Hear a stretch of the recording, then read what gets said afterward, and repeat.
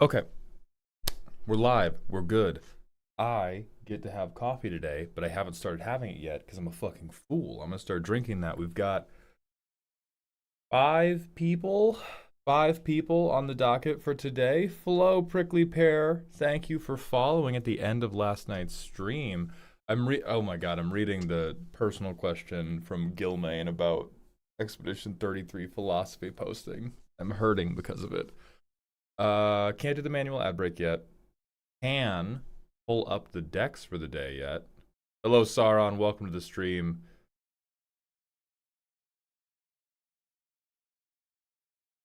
Let's go. Da da da da da da da. Howdy, boss. Had to go to a Christmas event. How was the latter half of the E33 stream? It was really good. We got into a very, very fun philosophy debate about the nature of stuff I'm not going to talk about until we stream Expedition 33 again because I don't want to give any spoilers. We haven't beaten it yet, but we're very near the end. It's my favorite E33 streamer. Hell yeah. Thank you, Zero. We love a pivot. We love a pivot.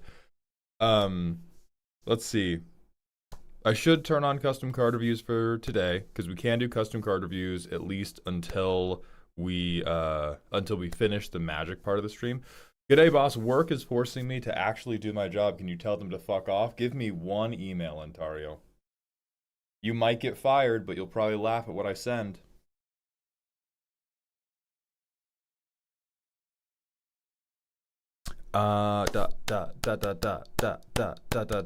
Custom cards going on. Deck roast live on Ko-Fi already. Small note, deck reviews not live on Ko-Fi yet because I have one outstanding one from the previous week and I don't want to sell those until I have fulfilled all the ones that are currently out there. I feel like the logistics for that are going to be hanging on by a fucking thread. And so if I go, well, I'm not totally done for the week, but whatever, I only have one left, I can sell four more, it's gonna get wibbly wobbly, timey-wimey. So I have one more that I have to film, and I think two that still need to be sent out. Mauled, I need to apologize for something you had no idea happened. I was dumb and thought PST was only 1 hour different from my time zone. That happens to me all the time.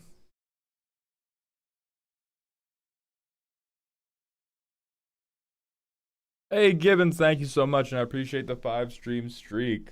Thanks for coming to the dog park. And Alec, man, thank you for the 50. Did you do my custom card 2 days ago? I don't know if I missed it that day because I sent it in late. Maybe. Drunken Shoe, thank you for the Twitch follow. Welcome to Doghouse. Let's go look. We're missing, oh, we didn't do yours. We also didn't do Ongwar's. So let me pull up, we'll look at yours right now. Man, 3-3 Elk was rude as hell the other day. Check on cuz. Me for what happened? What occurred? Oh my god. White bread, what the fuck did you... WB2. Commander of Secret. A Wooburg 2/2 food artifact. When Whitebread 2 enters, if it was cast, search your library for a non-legendary creature, exile it, shuffle your library. You may cast it for as long as it remains exiled. Sacrifice this. Target creature you control phases out until the beginning of your next turn.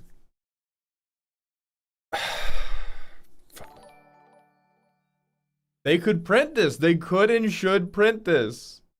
Also, Richard Slurps, thank you for gifting 5 tier 1 subs. Welcome back to Dog Heaven, my friend. I appreciate that generosity so much. And happy birthday. Doodles, thank you for the 5 stream streak. You little rat. You little secret commander playing rat. I love you. Get out of here.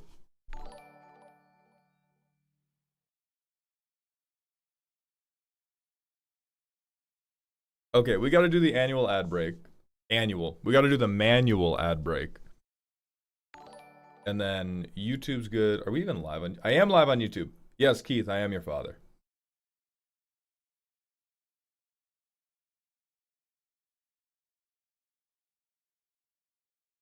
Dude, if I could get away with no ads, oh my god. Oh my god, if I could get away with running no ads. Ugh. Ugh. Because the problem is, I can't, like, I can, not run ads all I want. And then people can't click into the stream without seeing an ad break. And that's how you get fucked as a small to medium streamer, which is what I am. If you're a small to medium streamer and somebody has to watch like a 45-second ad to see whatever you're streaming, they're leaving. Bro, let me explain. I was on their stream, 33 Elk, and I suggested a card. He proceeds to rant for 10 minutes being a straight hater. Okay, but what card was it? Was it bad? Did you suggest a dumb card? Tell the class.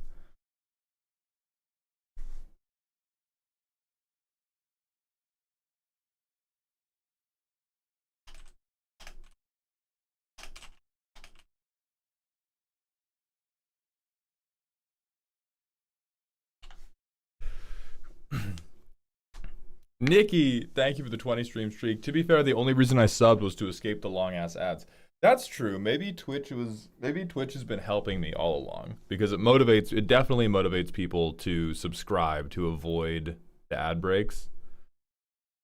Me me for seizing. I'm sure Meefer suggested Phyrexian Arena. Phyrexian Arena, Mending of Dominarias, Alex Man vote.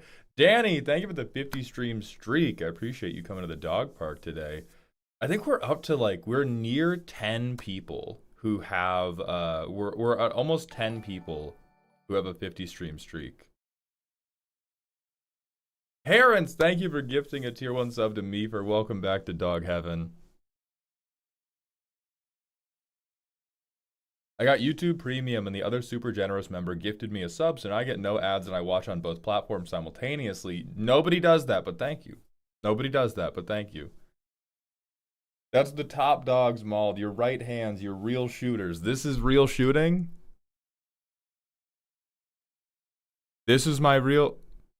We're fucked in the gang wars, man.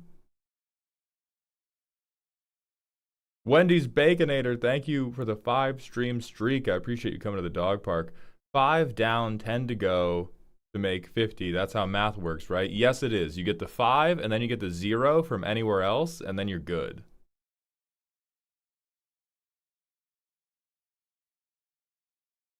Elk has more viewers right now. I'm washed. I'm cooked. Rage bait works. Being rude to your viewers works. Anyway, Meefer, what fucking card did you suggest? What fucking card did you suggest?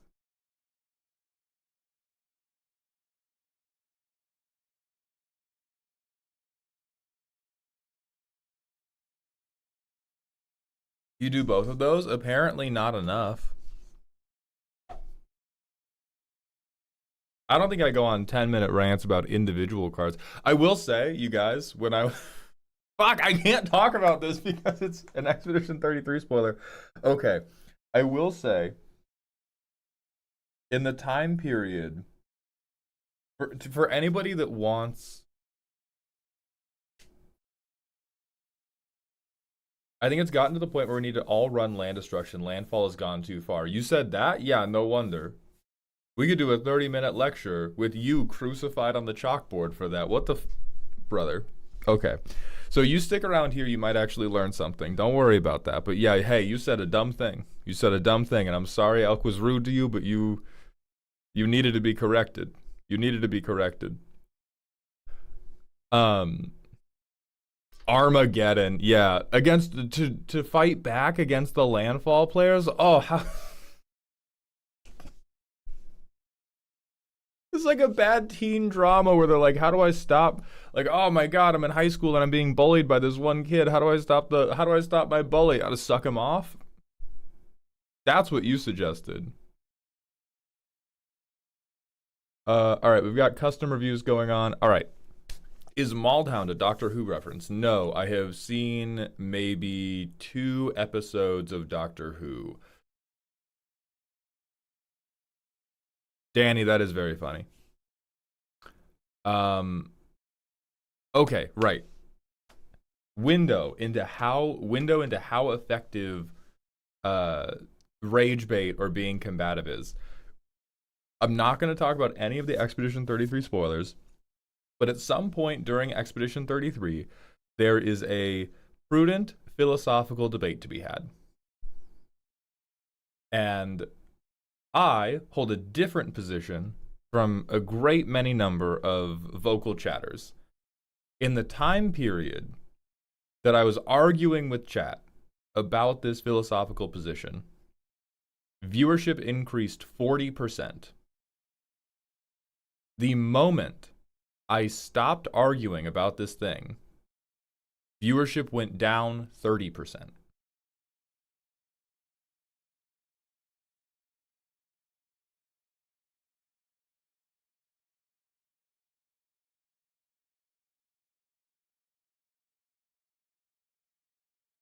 That's plus 10 now, baby. I wish that was how percentages worked. Wait, how? The argument was more interesting than watching Z and I play the game normal style. Does that have anything to do with chat engagement in general? I mean, social psychology, yes. We were engaging with chat previously, but combative chat engagement tends to get other people more interested, because then they're not only like, if I'm going back and forth with you guys and we're all just being kind of positive and being like, oh my god, that's so cool, there's not a lot of stuff to dig in. But if an argument is happening, people who click in will go like, oh, there's an argument happening, I'm going to read the argument in chat, and then I'm going to decide how I feel about the argument, and then I might even join in. So I would say no to chat engagement, but it has a lot to do with social psychology in general. Yeah.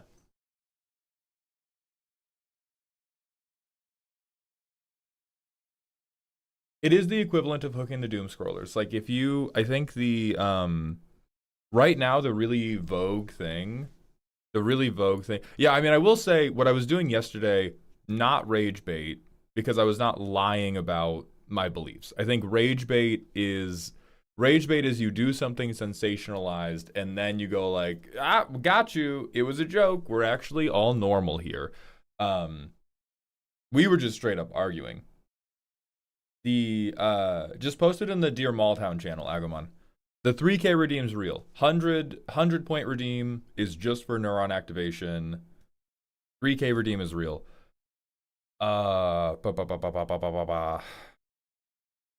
Right. Really vogue thing. You can't rage bait me. Just wait. Nerd girl, here's the thing. I rage bait you all the time when you're not ready for it, but you have a very strong mind. Like, you're a pro poker player, pro magic player. You have mental defenses in place. If you're ready for me, of course I can't bait you. But I piss you off every day. Or at least I will when my next thumbnails do.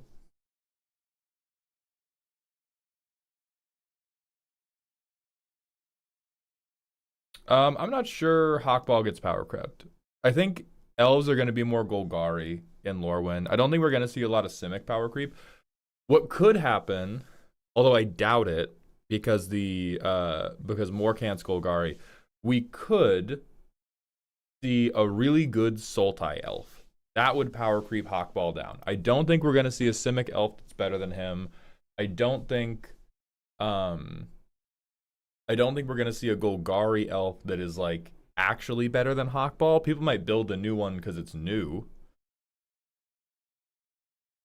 Do you think we'll get power crept Krenko? I think we'll get better Krenko. I don't think it will be power crept in the sense that it'll be more powerful. I think we will get, my guess would be, and again, I don't look at leaks or perceive them, I think we will get a Rakdos Goblin that can actually be played at bracket 2 and has the potential to be played at bracket 3.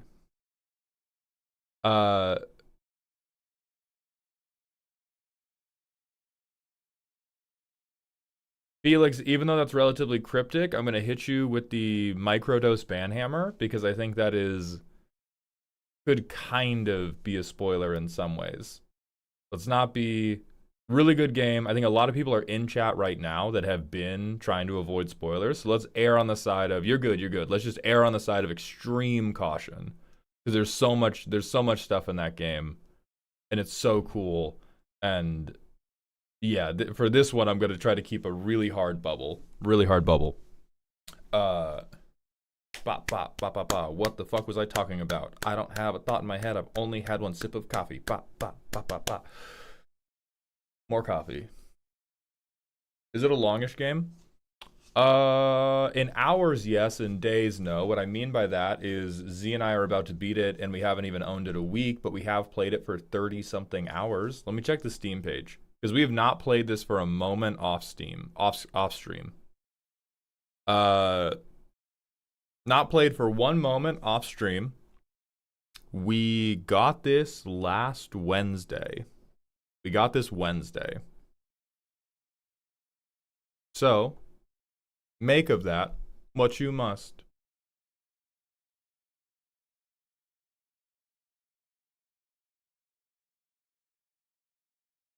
Oh, I heard this game was slop. You heard that from a crazy person. You heard that from a like very very bitter person who tries very hard to be contradictory. This game's very good. You can There are certainly like criticisms you could have of it, but if you were to call this, I think anybody calling this slop likes a very very specific type of game and is like anything that isn't that type of game, I hate. Those people exist. In MTG, what's your favorite color combo? Either Jund or Grixis. I like Izzet, but I need Izzet to have board presence. Bro plays League? I play League. That's not fair. They they must be a top laner in League. Oh right, there was that whole, that could be where the slop's coming from. There was that AI debacle because there were the like placeholder textures. Would someone's Hawkball deck be bracket 3 purely based on the fact it swings in to kill you? Because that's what a player told me recently. I mean, super no. I think the effectiveness with which it swings in to kill you could make it bracket 3. That may just be a failure of the language of the person you were speaking to. A lot of people are not articulate. We have to appreciate that more. Like there was a Alucard asked in Dear Malltown about something similar earlier this morning. About a statement that like all decks should have a turn 1 moonshot that's crazy and wins the game.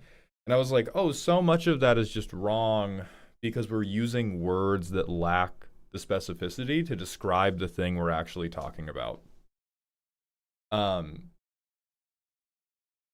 if the Hawkball deck is swinging in to kill you on turn 6 and they're unblockable and they have protection, yeah, that's bracket 3. The fact that they're swinging, of course not. No, that's ridiculous. No love for Mardu though. I don't think I've ever played a Mardu deck. Z is a big Mardu player.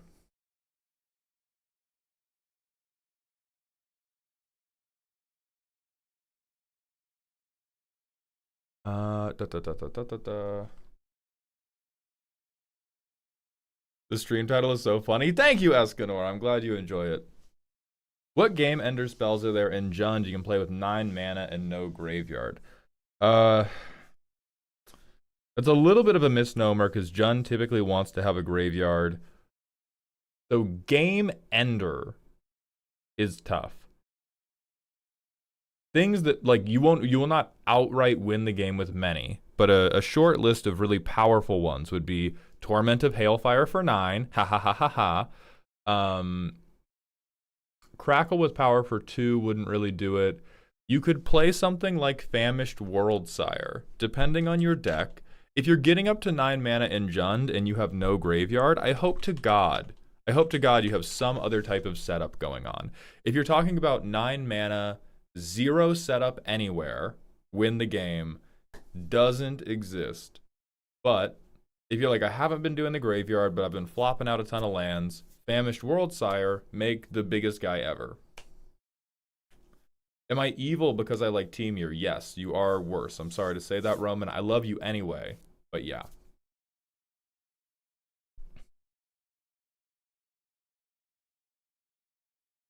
Terrence, thank you for the personal question. Do you think you would actually love to run Z's personal decks on like Decked Out, etc.?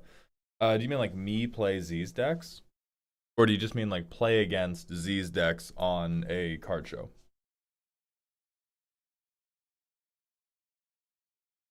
What's your opinion on Jeskai Energy?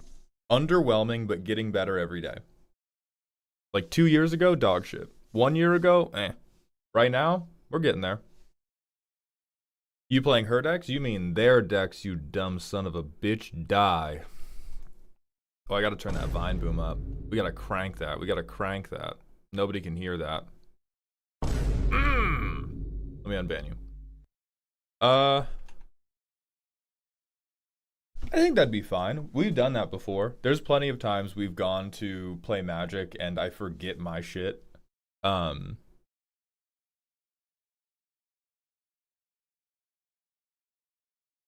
nasty is Kodos? A friend of mine played against one and he's telling me horror stories. It is entirely meta dependent. If your pod is ready for early combat, not a big deal at all. If your pod is not ready for early combat, this man is Mike Myers. I'm assuming we're talking about Fangkeeper. But what they're going to do every time is they're going to do like ramp, turn 3 Kodos probably. Turn 3 Kodos with a protection spell. And then turn 4, they are either going to buff him or make him unblockable. Those are like the only two ways if the Kodos deck is well built. And then they rob you for a shitload. If you're ready for that,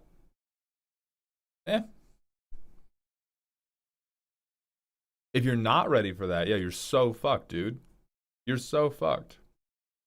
Troper, you did not miss anything. I have not finished. There's one outstanding deck review from this last week I haven't filmed yet, and then there's another one that I filmed and I have to send out still, and I don't want to put those up for sale until I have finished everything. I'm not making a backlog for these. I think that'll get really fucked up really quickly. So you've not missed anything. I will make an announcement in the Discord when they do go up. I'm planning to film the last deck review tonight or tomorrow morning. Depends on how much Expedition 33 we play. Shout out you, by the way, boss. Thank you for supporting the theft rule change in the podcast. Exactly. Vote me into the Commander format panel.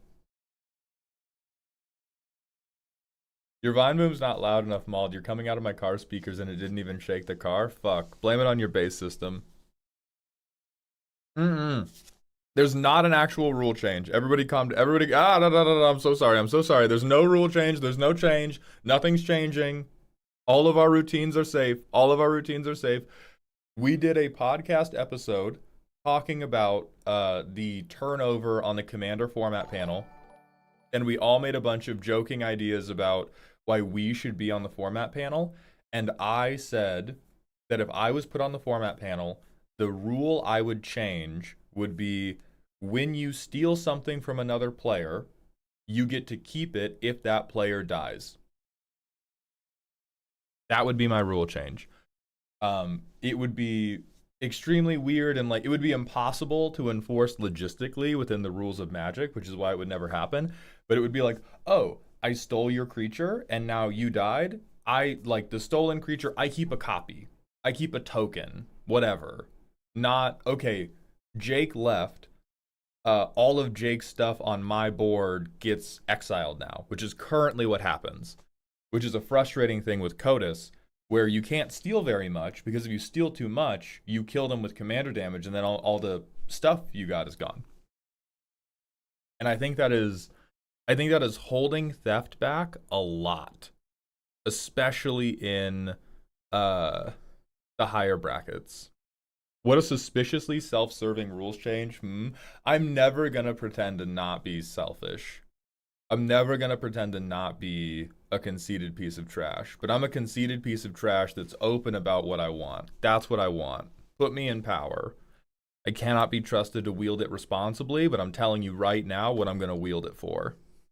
It's not selfish because I like theft too. There you go, Vox Populi.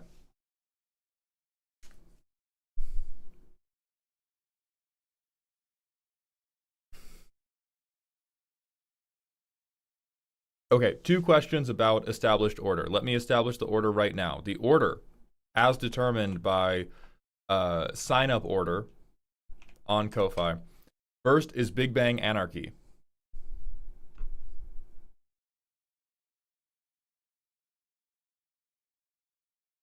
Oh, wait, hold on. Dylan, do you have a different handle than your YouTube handle? Because I cannot. You're saying you have a thing in an hour, but I can't match you to whoever. Ah, Dilly the Villy. So Dilly the Villy has a thing in an hour. It will be Dilly the Villy, Big Bang Anarchy, Necromantic Comedy, Alec Man, Babadook. That is the order. No Wednesday deck roast. No Wednesday. Myself, Z, Quips and Guac, and Elk are playing Peak. We're doing Friend Slop. The deck roasts for the coming week are for Friday and Sunday only.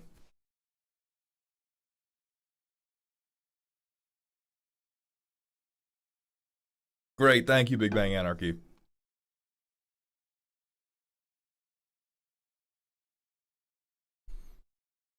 And to last point of order, do you have any quick tips on building better decks? They keep getting rolled on Arena.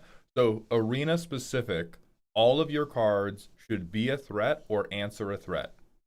If you keep getting rolled, you should stop trying to assemble like synergy engines and look for synergy as a garnish to stuff that is just good card, period. Good card that will kill you, or good card that will deal with the good card they played. You know, I finally understand what friend slop means when you mentioned peak. Beautiful. Yeah, we'll rip 2 customs before this first roast. But we should, Misfit managed, and then Meefer, thank you both for the Twitch follows. Welcome to the doghouse. Wendy's Baconator for a roast. Bare bones is good. Bare bones is better. I'm gonna go get a mug for my... That had water in it. Great. I'm gonna start drinking my coffee. Today is the paid roast. We still have to set up a day for the free roast stream this month. The free roast stream is going to be the bullet roast day. Are you not doing Smasher Pass anymore? No, I still am, Danny, but I'm a forgetful man. They should be up. I swear to God, we've done some. We've been doing them for Expedition 33. Oh, Danny, yeah, I'm just a forgetful little bitch. I'm so sorry. Avon X1, thank you for the Prime sub. Welcome to the dog home. Galadrim Brigade. Okay. Listen. Point 1 for a party. This is a intellectually yes, viscerally no. I'm unfortunately hetero. And so like I'm not gonna be like, oh my god, pass, but I also can't say smash with a full heart. Fuck, marry, kill on the 3 dudes in front.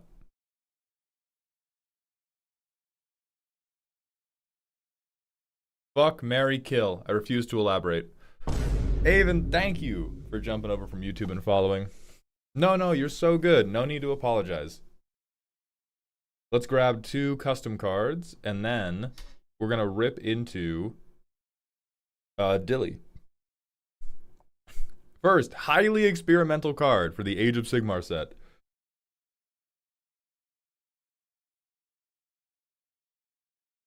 Oh my god, I forgot to pop out the TikTok live chat. TikTok, if you're there, I'm so sorry. I haven't seen your chat so far, but I can see you now.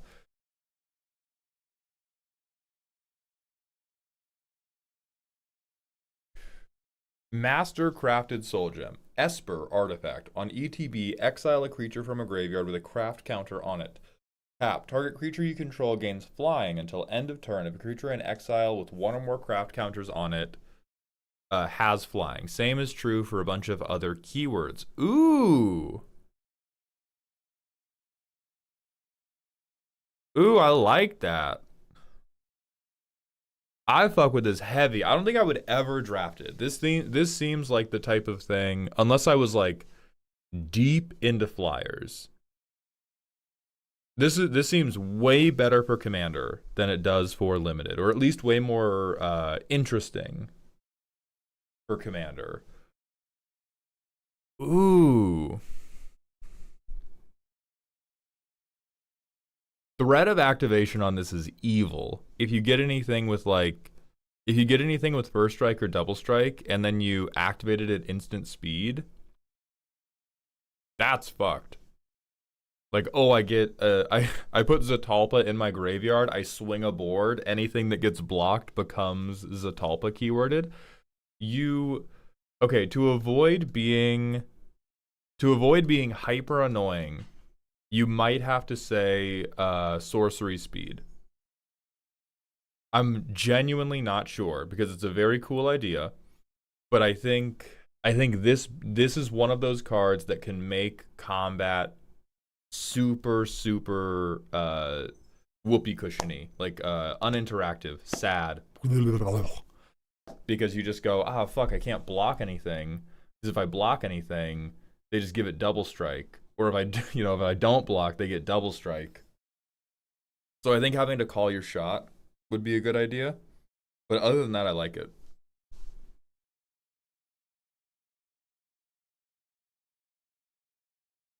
All right, next, Girthy Poro. Don't know if this is how it's done anymore. I saw the 3K redeem go live and panic bought it. That is how it goes. Hello, Voice of Madness. Dismissive Ancient, a 8 mana 8/8 island walk suspend 4 for 5. Whenever it attacks, is suspended, or has a time counter removed from it, return a non-land permanent an opponent controls to its owner's hand. Ooh. Ooh.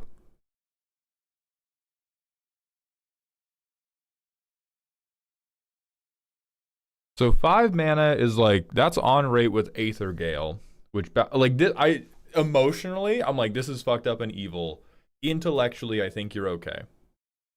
Kenku, we are doing deck reviews. We're just taking a while to get into it. It sounds nasty, but I think practically it's really not that nasty unless you're doing timey-wimey shit to it. And I think the Doctor Who decks deserve a little love. Because for 5 mana, you could also... For 5 mana, I can bounce 6 things. Or I could bounce 1 thing a turn for 4 turns, and then I get a big 8/8 who can keep bouncing things.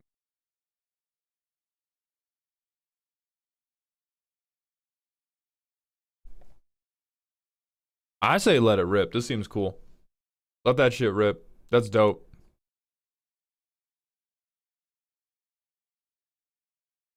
This seems like one of those cards where you could break it, but if you break it, you deserve it. You earned it. You got there.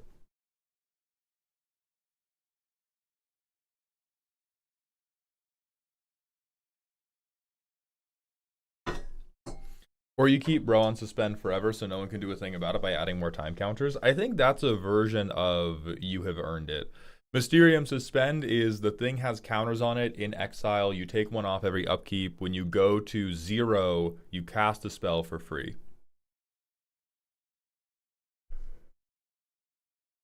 Misfit, yes. Every day we have a channel point redeem, so 5 people can get custom cards in to get reviewed for free. And then deck roasting time. First up is Dilly the Villy. Search out stacks pieces to slow the game down. Sacrifice them when they stop us and swing hard to win. That is not a vibe other than asphyxiating people with your own diaper, but sure. It's Karn, a big lump with knobs, and he's got the juice. Okay. Normally we get into the decks, but man, do I doubt you. Man, do I not believe in you. Colorless stacks? Colorless? I'm trying to think. Like, there's some. I'm not saying there's none. I'm just saying off rip, I think you're impotent. So we're doing big old Karn. $850 of Karn. Legacy Reforged. Power and toughness equal to the greatest mana value among artifacts you control. Yes. Stacks pieces. Notable. Big mana value shitheads. Mystic Forge. Alright. Typical. Card selection. Great. I get to look for more artifacts. Okay, bitch. Okay, bitch. We can't be.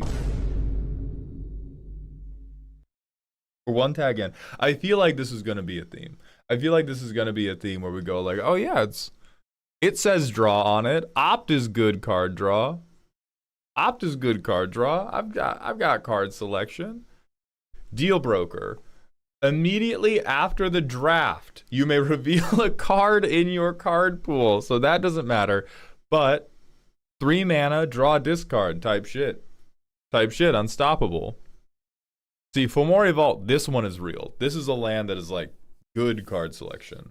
3 mana, we get to check a bunch. Surveil 1, Surveil 1. Scry 1. I just need us to, Mysterium, yes, we are on Twitch as well. I just have to pull over the car for a second to remark on the fact that fully half of our card selection is one-off Scry 1 or Surveil 1 from a land. Danny, it is, but it's like Scry and Surveil are card selection. Yes, it is appropriate that they are tagged this way, but if you come in with a deck and you're like, oh yeah, my deck has pretty good card selection, and then you show me Gallifrey Council Chamber that lets you Surveil 1, that's like if I'm a doctor and I'm like, hey, do you have health insurance? And you go, yeah, I'm sure. And I blink at you and go, what? Like, yeah, I've got part of the word there. What's Smelting Vat do? 1, sack another artifact, reveal the top 8 cards of your library, put up to 2 non-creature artifacts with total mana value less than or equal to the sacrificed artifact's mana value from among them onto the battlefield. That's cool. So if we get a big expensive artifact, we can turn it into 2 little ones. Bronze Spider, we get tap Power Stone, we get to check top 4. That's great. So really what we have 4 pieces of card selection. Like this one's really bad. These 5 are lies, and then we have Smelting Vat, Thrawn Spider, Adaptive Omni Tool, and Fomori Vault. Copy effect. Why do we, what? Is this to float more mana? Okay. Tyrannic Resonator, Peregrine Dynamo. Okay. These are reasonable copiers. I'd love to know what we are copying. Oh, draw. Oh, this is going to be great. All right. Arch of Araska. Hell yeah, that counts. Mind's Eye. I'm going to choose to believe. I'm going to choose to believe. I'm going to choose you can do this. As a 17-time relapsed alcoholic, I'm going to choose to believe. I'm going to choose to believe that you will have the mana. Because you're playing Karn. You're playing Karn. And we got to stop the nonsense. We have to stop with the nonsense.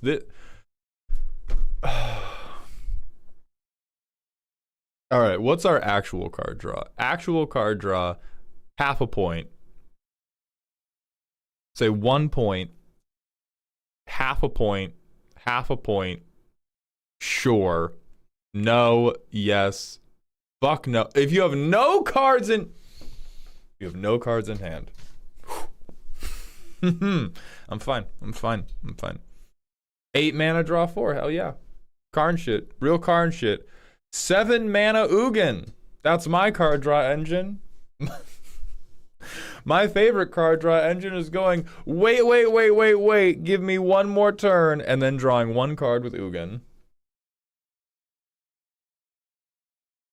Okay, War Room. Very clever. Finisher. Target artifact creature gets +1/+1 or gets flying, trample, and haste. All right, if we're doing the real Karn shit, I could almost believe that.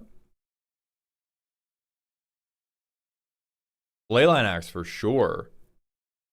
That's not true, but it's a good card. It's a good hammer to hit people with. Also fine. I mean, we need trample. We need trample somehow. Lifelink is not a bad thing. Graveyard Hate, great, responsible. Yeah, sure, buddy. Protection.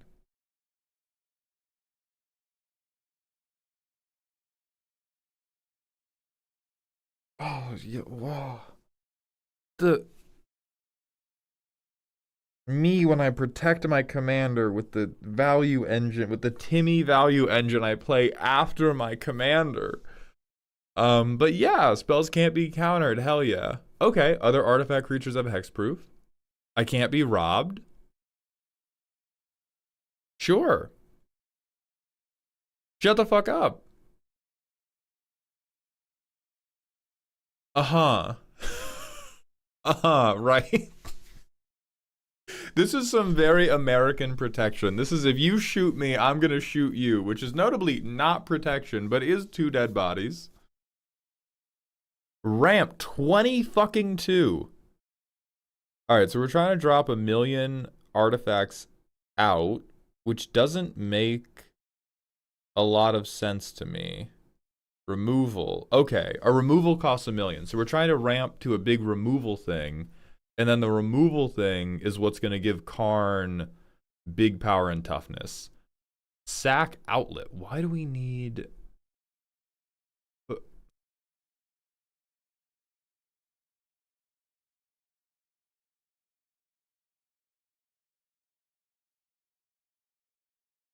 I feel like I've walked into your downtown... Oh, for our stacks pieces. Okay, okay.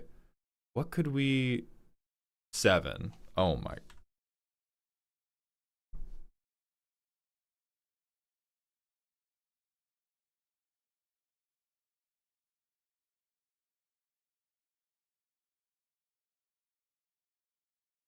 I'm fucking hurting. All right. This is what I was afraid of. So this is not a stacks deck. This is a ramp deck that happens to have a couple stacks pieces in it. We have Cursed Totem. We have Ensnaring Bridge. We have God. The nonsense, bro. The nonsense. Okay. Spells cost 2 more.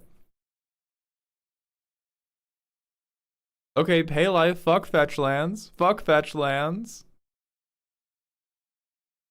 Great Creator Karn. Sure.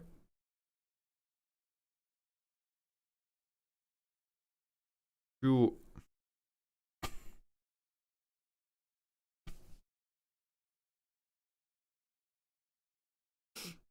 I feel like I'm in a horror movie and someone's like, all right, I've reinforced our home against the bad guy. And you go in and they've just put like duct tape over the windows. I've stopped them. They can't get us now. And then a monster comes crashing through the window and kills them. All right, we've got a fair number of tutors though.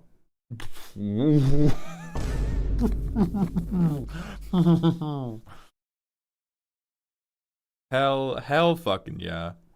Hell fucking yeah. 5 mana, spend X, tutor a creature 2 hand.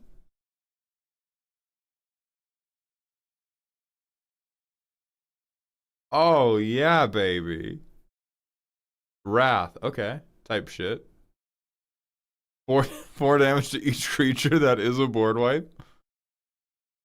I get to shoot things with we're stretching language harder than a first-year English major, man. This is a lot. Like, you're not lying, but it feels like you're lying. Sideboard, hell yes. Okay. If I can, this really does not look like it can get the job done. This really looks like you can probably play Karn. You can probably make some mana. I think the stacks thing is like... The stacks thing seems pretty made up because it doesn't seem like you can prevent or hold down a lot of the more realistic problems in Commander from showing up to your door and fucking killing you. Like Ensnaring Bridge... We also have... Where's our protection? How much protection do we have? Right. Total bullshit. That's why I was doubting. So we can't really defend any of these stacks pieces. The stacks pieces most of them don't prevent very much. Like Karn really only hits mana rocks. This doesn't even come down until relatively late in the game. This is just a board wipe, which is not stacks. Okay, let's just see. Let's just see. Okay, what do we got? Hey, stacks piece. We have one land and an unusable land. I get a protection piece down. Ooh, card selection, baby. Hell yeah, we'll keep you up here. Ever-flowing chalice, kicked for 1. We will play this land and keep it off to the side until such a time in the future that we can actually use it. We warn Power Stone. Alright, Homeward Path. We get Karn. Fuck yeah.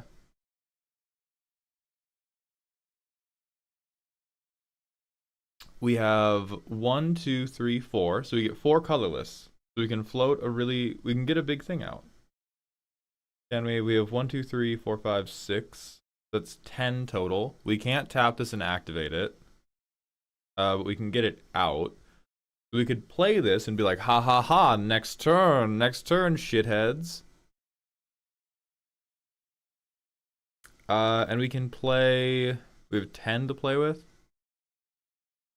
Ensnaring Bridge, Junk Diver. Alright, I'm feeling it a little bit. So things with power greater than 2. You can't hit me if you have power greater than 2. I'm gonna get to start drawing cards next turn. If anybody has... I'm now understanding my emotional discontent. I really dislike low power stacks. I have a great and deep-seated aversion to trying to put handcuffs on children. I feel like the point at which we're bringing out this type of stack control or like heavy board control type stuff is usually when people are bringing out the big guns and this deck cannot handle the big guns. Because it's 5 turns before we do anything to hold somebody down, and the only thing we're doing to hold them down is if you play dinosaurs, you can't attack me. If you do literally anything else, go off king. If you are Spellslinger, go off. If you are go wide, go off. If you have removal, go off. Like, it's extremely, extremely vulnerable, but is very well designed to punish George. We go to our next turn. Oh, now we have 1,000,000 mana. Oh, yeah. So 5 lands. So 6 mana here.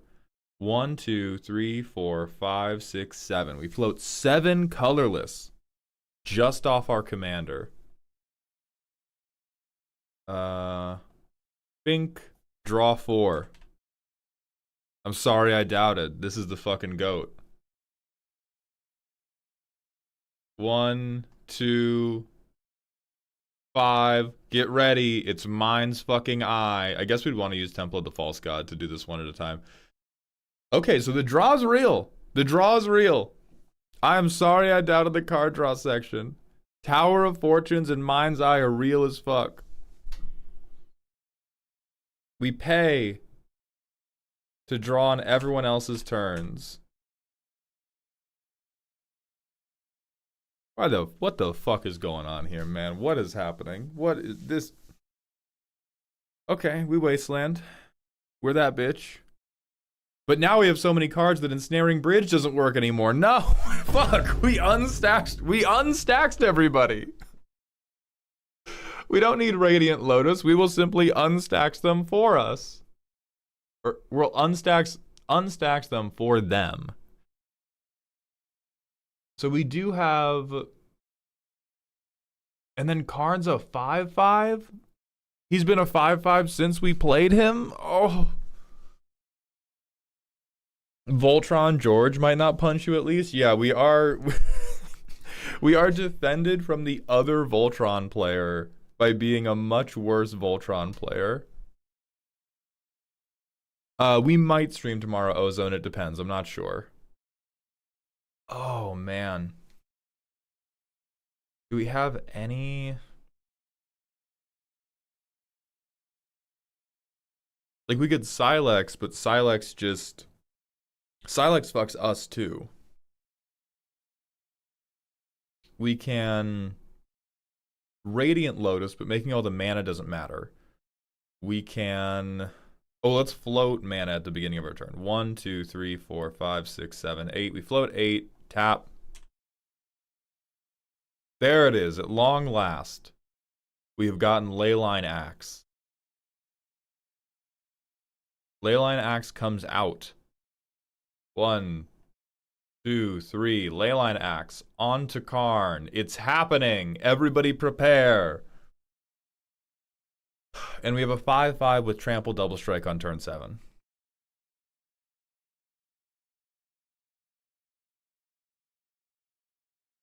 I don't think that one's quite it. Let's try some... I'll do some aggressive mulliganing for this one. So I have a Graveyard Hate Piece. I have fucking Strip Mine to make one other player very mad at me as we both lose. Hold on, I gotta move my... I'm gonna move my camera so we can see the... Yeah, so we can see these a little bit better. Oh, wait, no, that won't work either. Hold on.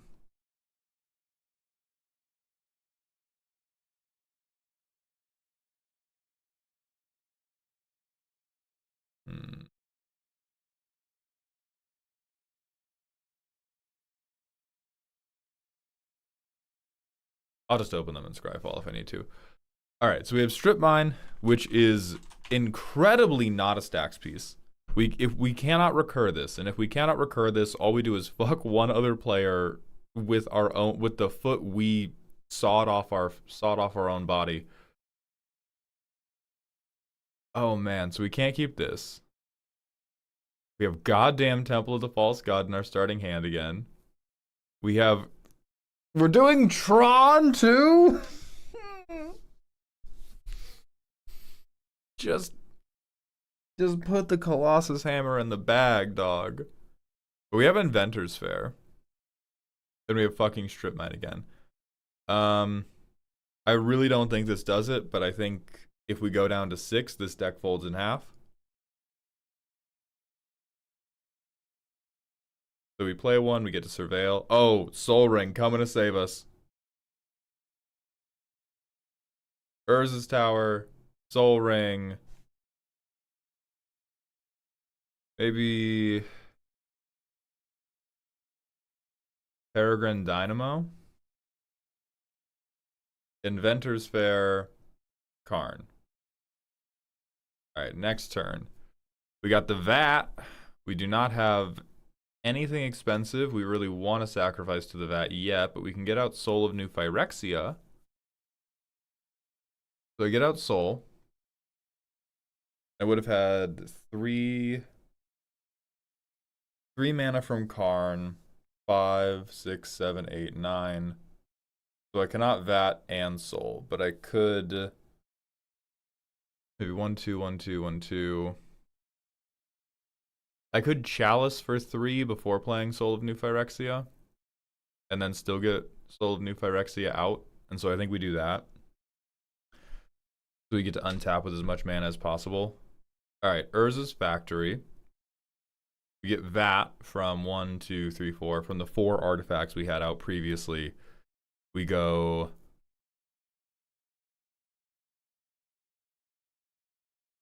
sack Soul. Tap a different land. Sack Soul of New Phyrexia. We either check top 8. And I get to put 6 mana worth of stuff onto the field. I think we're taking Loxodon Warhammer for Loxodon Warhammer and Unstable Obelisk.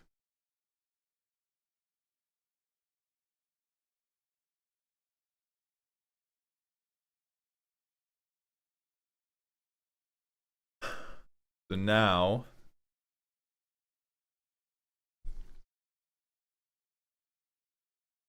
I think I have the mana to do this, so I can blow up a permanent. I have lands in hand. I have no draw. But I could give Karn trample lifelink, and he is a fucking 5. He's a 5/5. Okay. All right. All right. All right. Card selection. It counts. Where's the? Oh, I shuffled away the goddamn. Whatever. I'll find it later. I get a surveil 1. Type shit. God Pharaoh's statue. So now we're back in the spot where. Oh, we can War Room actually. 3 mana, War Room, type shit. I play God Pharaoh's statue. Fear me, children. We could also look for an artifact. I think the best artifact we could look for would be like Leyline Axe.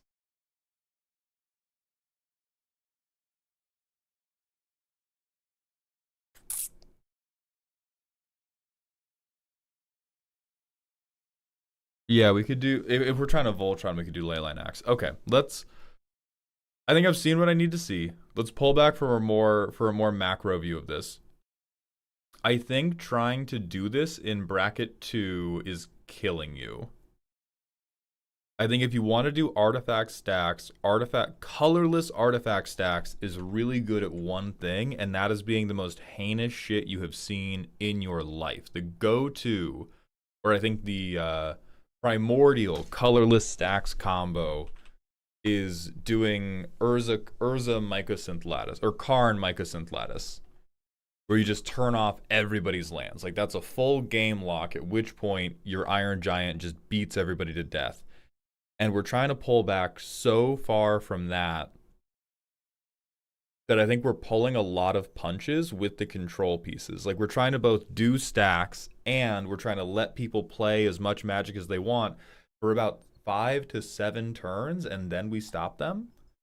I do not think those two ideas can coexist beautifully.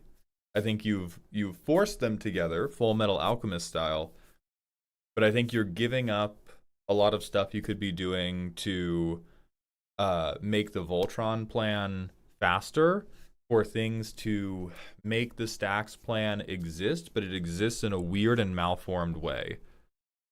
Because, like, one thing...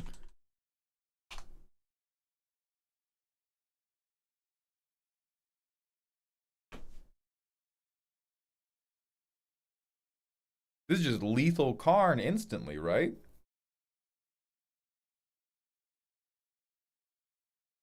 Everything on our deck cost reduced this. It sets Karn to 12/12. He becomes a 22/22 with Vigilance, and then all we're missing, like, obviously we're missing Evasion.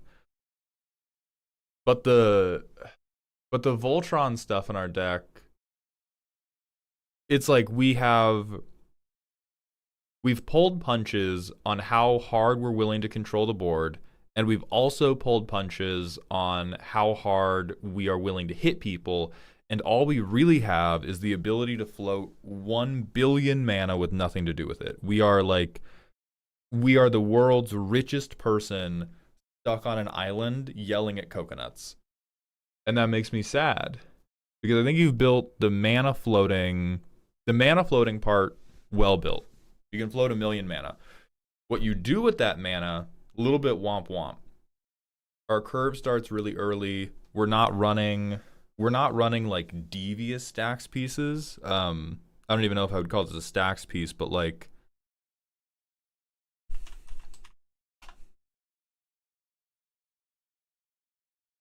we want to fucking stop some strategies. Portal to Phyrexia about to stop some goddamn strategies and get us a 9/9. Like, if we want to use a million, or even if we wanted to stay on the, like, I want to play some bad cards. I want to play some bad and silly cards. You've got 1 tower in.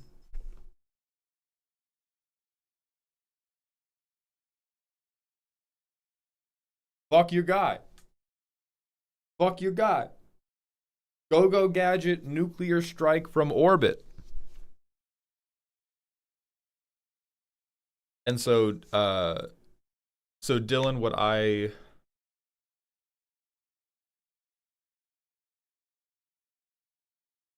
my overall assessment is we have tried too hard to make a fair stacks deck. We've tried too hard to make a stacks deck that is both like fair stacks and a fair Voltron deck. I would be trying less hard to do stacks, because both times we tried to do stacks, we got one stacks piece out too late. In one case, too late for us to do anything. In the other case, we drew so many cards that it didn't stop anybody from playing Magic. And so I do think you can play around, oh, well, Karn's going to make me a bunch of mana. I can spend 8 mana on a spaceship and crash it directly into you. I'm Elon Musk, bitch. I can be wasteful. My buddy has given me a job at the highest levels of government for no reason. I have $1 million. What I don't think we can do is this, like, I'm going to suffocate the table and then beat you to death, because we're not willing to do real suffocation. The point at which you're willing to play Winter Orb is the point at which this can be an actual stacks deck. Then we're in. That would do it. You get all your mana from Karn. Everybody else gets all their mana from fucking nothing. You could do Winter Orb. You could do, I think, Static Orb too. That's another orb.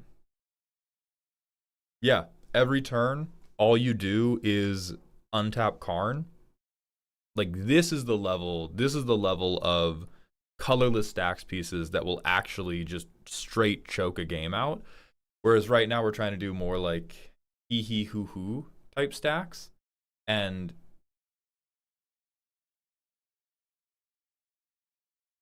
so either go hard stacks or go ramp, don't sit in the middle like I am now. Yes.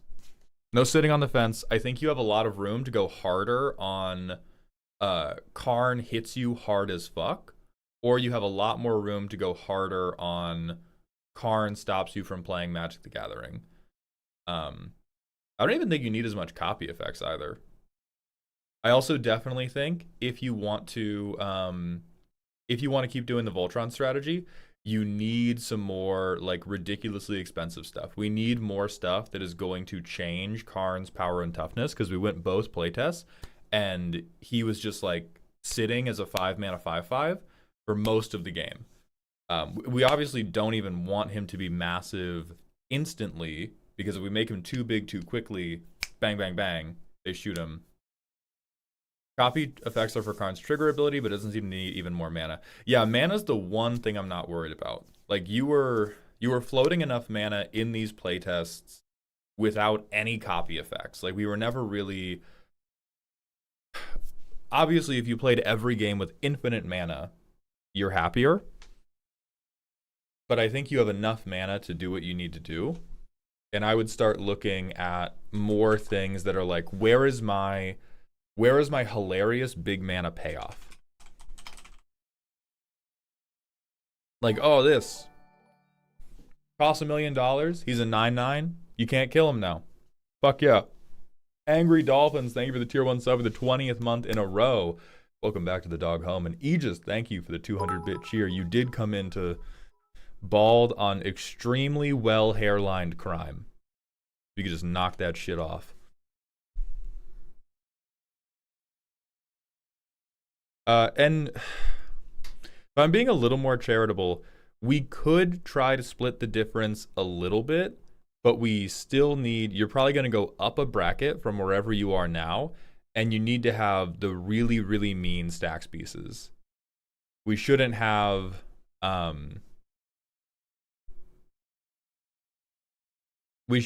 many things that are like, these are cheeky, is what I would call them. They're not meant to totally shut a game down. They're meant to be a little bit goofy and slow you down a little bit.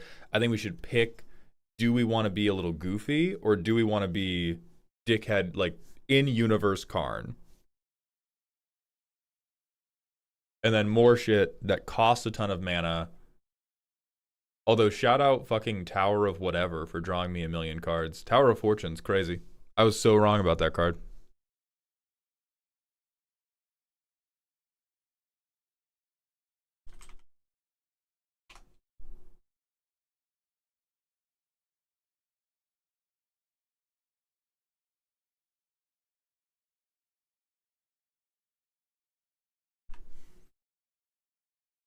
So those are my express recommendations. I think right now you're on the way to something good, but you're caught a little bit in the middle. And I would love to see us pick our lane a little bit better and then sprint down our lane naked. So Dilly, thank you for submitting. I hope you enjoyed. We're going to go to the manual ad break, and then it will be time for Big Bang Anarchy. I'm going to hit that manual ad break. We will be right back. Non-subbed Twitch users get fucked. Kyle, these are on Moxfield. Blue Link, thank you for the Twitch follow. Welcome to the doghouse. And yeah, Dylan, if you add any card I suggested, please God Excalibur. Please God in heaven Excalibur. Or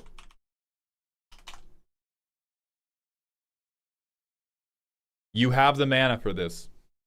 You have the mana for Aether and Prewin. It's not a good card. This is the I want to play bad and dumb cards, and I love Karn.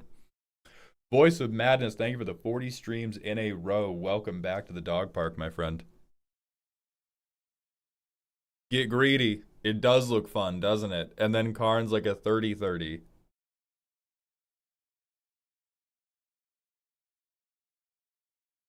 Yeah, we will do a custom before the next one.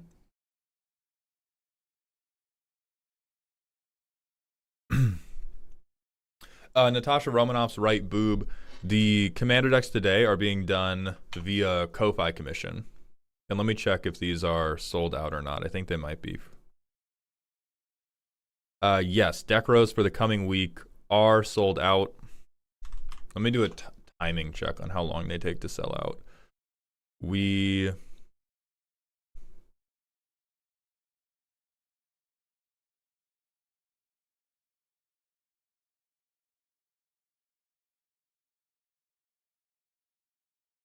Okay, took about half an hour.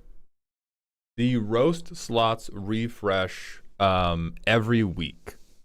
So every Sunday they refresh. Okami Shiro, thank you for the Prime sub for the second month in a row. I didn't realize till I got hit by the laser beams my Prime sub had ended, and that's why we do ad breaks.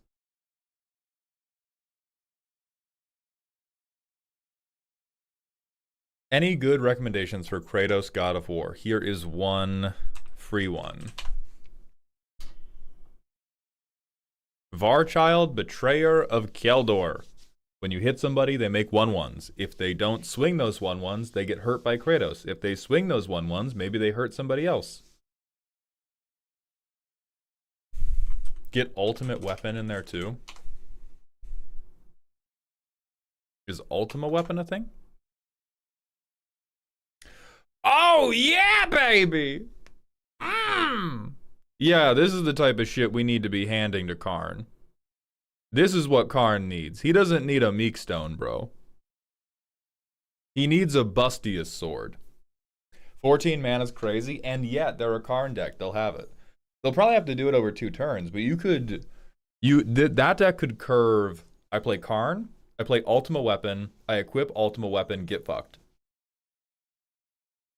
And I think that is like a more enjoyable play pattern than what they currently have.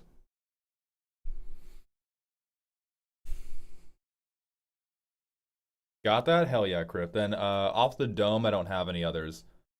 But we're going to look at a custom card and then Big Bang Anarchy. What is up with my... We might have to do a stretch break because my neck and jaw are having way more problems than I thought they were going to.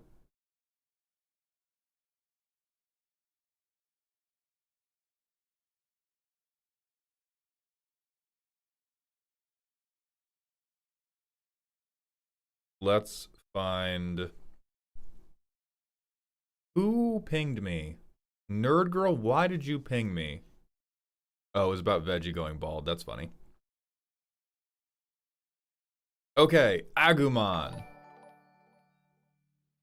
Gustav, Brilliant Bolt, a Jeskai 1/4 from Expedition 33. A 1/4 with Vigilance and Prowess. When he attacks or blocks, get an energy. When he attacks, you may pay any amount of energy. Gustav gets +X +0, where X is amount spent. If X is 10 or greater, Gustav also gains Trample and First Strike until end of turn. Ooh! Okay. I like this a lot.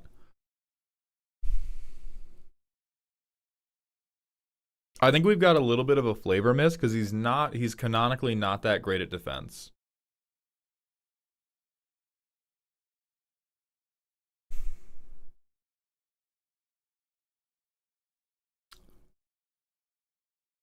I sort of wish his power was a little higher. I think it has to start low. I think giving him Jeskai prowess is necessary.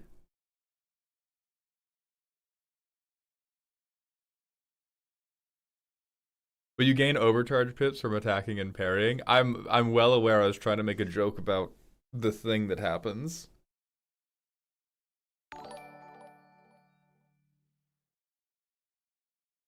I do think attacks or blocks is fine. I think I do kind of want to add a like super long paragraph in the middle where you go like, whenever Gustav attacks or an opposing creature attacks you and you yell parry at the exact moment they declare the attacker, you get an energy.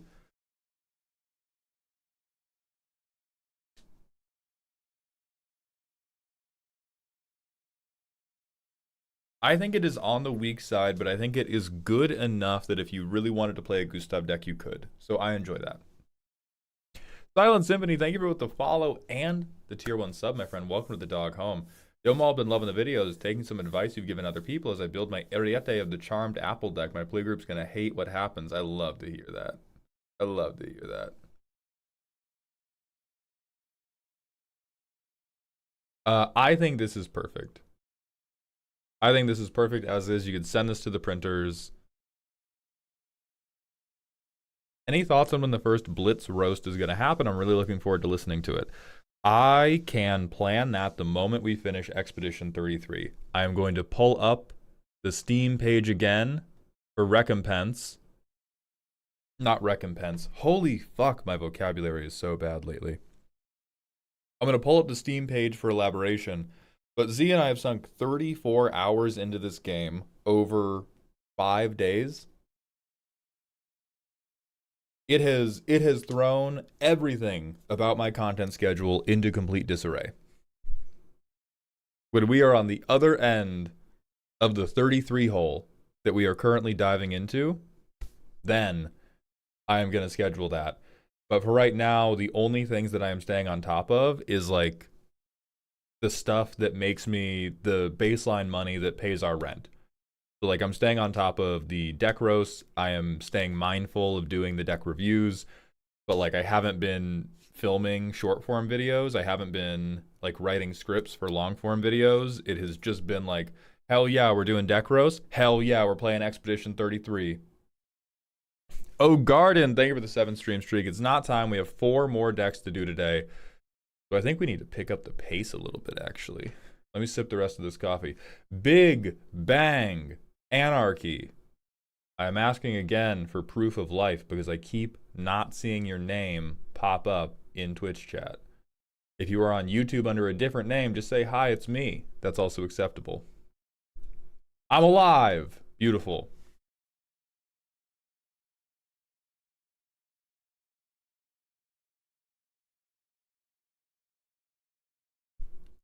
Cody Coy, thank you for the $10 super chat on YouTube.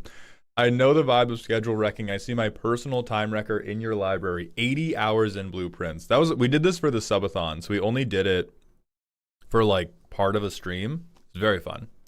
Anybody who likes puzzle games would recommend blueprints. Terrence, probably, yeah. Roaming Storm, thank you for the Prime sub. Welcome to the dog home. Warbird Frank, thank you for sounding off. Okay. Big Bang Anarchy's deck. This is spooky, scary. Ooh. I want Tony Stark to hit the table with a lead pipe repeatedly. Man after my own heart. Sorry, the table. Oh, never mind. Jarvis, make me a nuke! I like adding as much Universes Beyond to this deck as possible. Alright, what's the nuke? Could be a combo. I think it's unlikely given lead pipe. 1v1 me, you won't. 500 megatons of bonk. I love you already. I love you. That's fucking funny. So our nuke, I do think, tremendous missed opportunity to name the deck Jarvis with Hammers. Just considering what you have tagged this with. This is perfect. This is perfect. So we have auto-equip indestructible. Let's think about the problems you're going to have with being the coolest Izzet player that has ever existed. See, Ian's on YouTube saying, show me the Colossus Hammer. I don't think you can, right? Because you don't have a way to cheat equipment costs. So we can ladder our non-creature artifacts to get other artifacts, and we can get it on the battlefield, but we can't get it onto Iron Man. So we have to be responsible in weird ways for a Voltron plan. Stacks piece. This is now a stacks deck. Card advantage. Devastatingly untrue, but okay. Adaptive Omni Tool. That one is really good, sure. You fuck ass liar. Best card ever. All right. Sorry, I'm recovering from seeing like, hell yeah, very good card advantage in the limited format. And then One Ring, by the way, they both work. You're not lying on either of these, but it's like that horse meme. Hold on.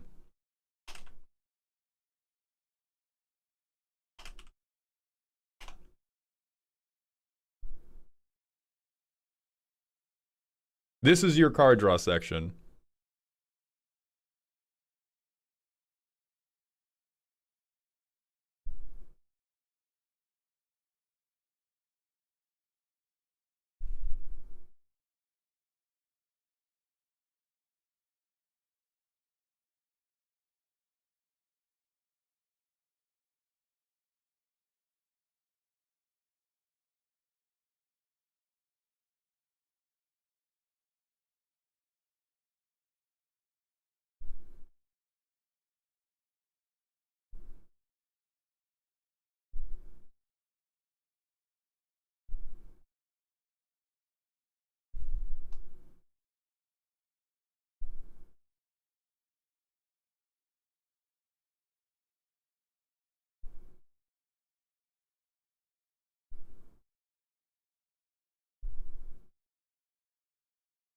So I'm not against you. I'm just saying that a different man added Cryogen Relic and a different man added the One Ring after they playtested it with Cryogen Relic.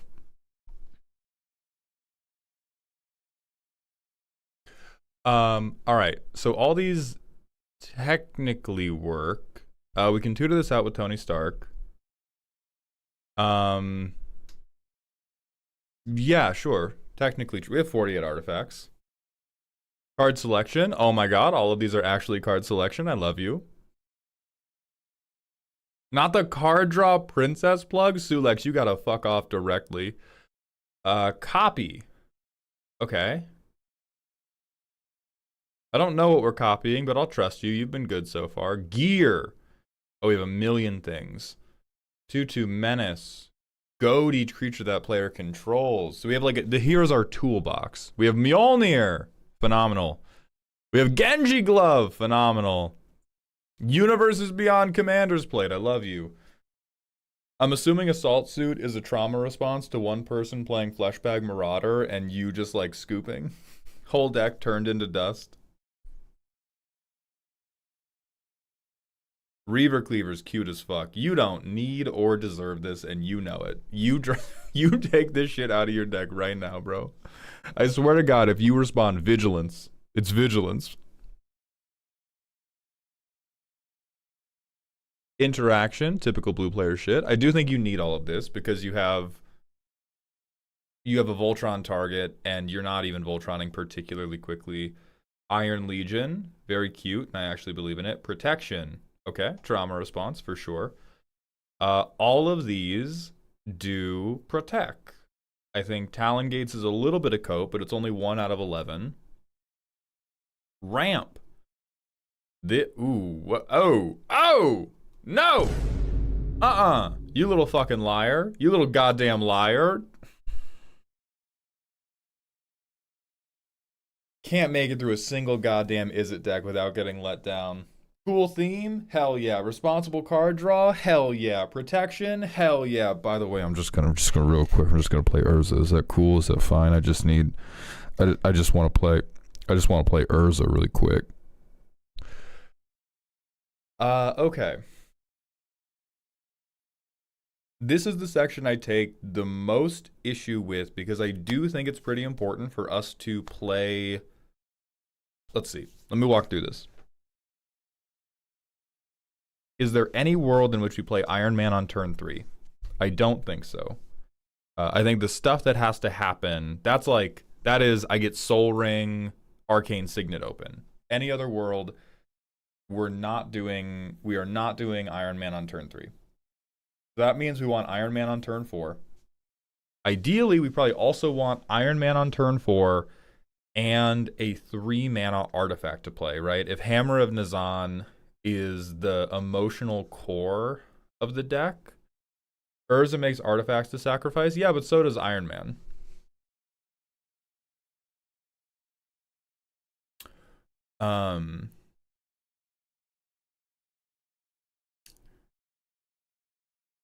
So I think my biggest grievance with this section is that we only have 3-3-mana rocks because our perfect world is being able to go right into Hammer of Nazan after we play Iron Man, right? It's right. Turn 3 Iron Man's not happening. What's happening is turn 4 Iron Man, and he is swinging with Hammer of Nazan equipped to him. I think that is the dream. And so if we want to do that, I think this is maybe enough cards overall, but I think we have organized it poorly. I think what we should be seeking to do, and I won't spend too long talking about this. Elk, thank you very much for the raid. You're coming to us as we look at Jarvis kill that guy with hammers, a Iron Man Voltron deck with protection in hand ideally. Okay. So that means we want to be going turn 1 and turn 2. These are either synergy pieces or card selection. Turn 3, I am playing a 3-mana rock. Turn 4, I am playing Iron Man, and I am ramping out Hammer of Nazan. Only one person said the raid message, and now he looks like a psychopath. Please kick me, mommy. Switch Manboy, what the fuck is wrong with you? I'm banning that guy. Elk, why are all your viewers such little freaks, dog? Crazy.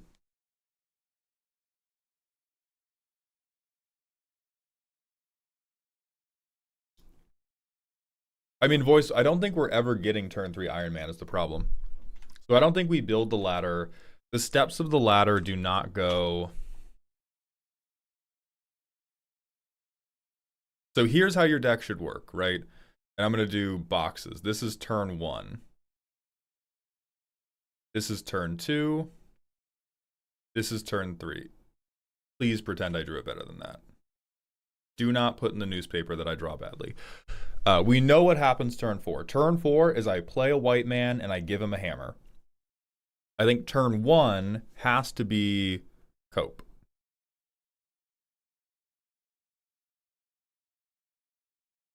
And I'll put a little sad face there for you. Turn 2 has to be setup. And I think setup for you, notably, is not mana. Everybody likes to think of setup as mana. For you, setup is a protection piece, a way to draw cards. I think those are the two relevant pieces of setup. Turn 3, that is when you ramp. 100% of the time. I need you to organize it like this in your mind. Any other organizational style is inferior to this. And so our setup pieces, you want to look at how much mana is Welding Jar. I think it's 3, so I think it's too much. Or how much is Welding Jar? So I think it's too expensive for this. Oh no, it's 0. So this becomes an acceptable setup piece.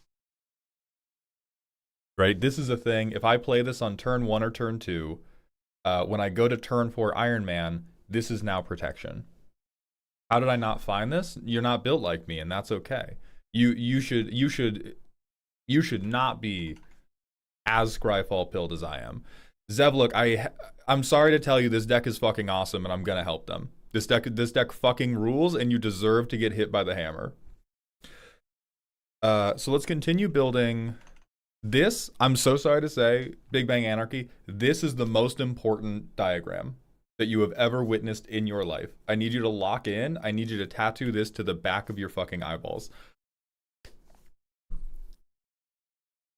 So with that in mind, Talisman of Creativity, Enthusiastic Mechanaut, Ethereum Sculptor, Mycosynth Wellspring, these, Thrawn Dynamo for sure, even Urza, I know. You're probably going to keep Urza overall because they're a very good card with other good stuff going on, but those become less important. You want Otag, Mana Rock, MV3, Commander, red blue, baby. Oh my god, wait a minute. Oh, no, I've got you now. Zelbook, I expect you to pay me. I expect to PayPal because I'm now gonna ruin this deck. Big Bang Anarchy, you came to me and said, Mauled, I'm playing Tony Stark. I need to ladder into Hammer of Nazan. I love Universes Beyond. You are now a bobblehead deck.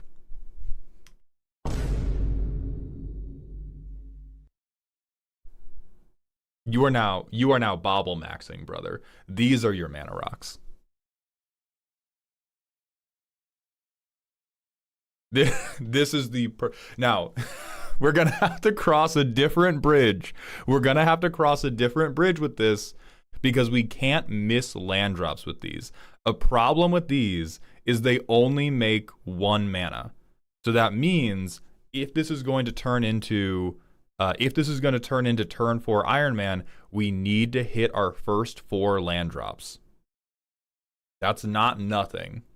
That's not nothing. But this is funny as fuck. I do want to impress upon you that if your tags do not reflect what you actually want to do, if you want to be going into the deck as a true toolbox, I think this ramp section is better because you have more flexibility. But if your favorite thing is I Slam Hammer of Nazan, then this is the literal best thing you can be doing for your ramp section.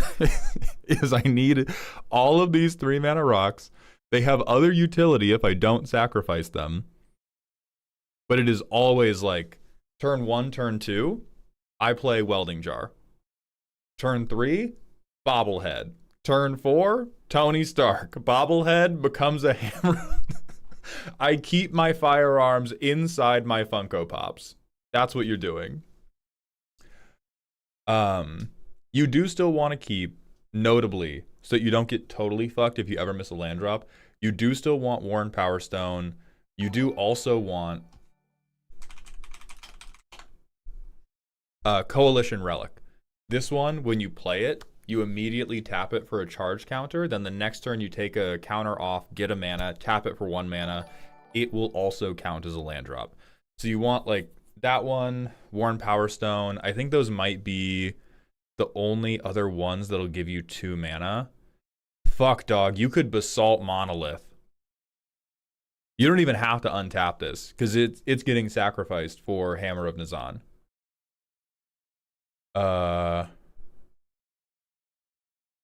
Relic of Legends won't really work because we don't want to tap Tony Stark down.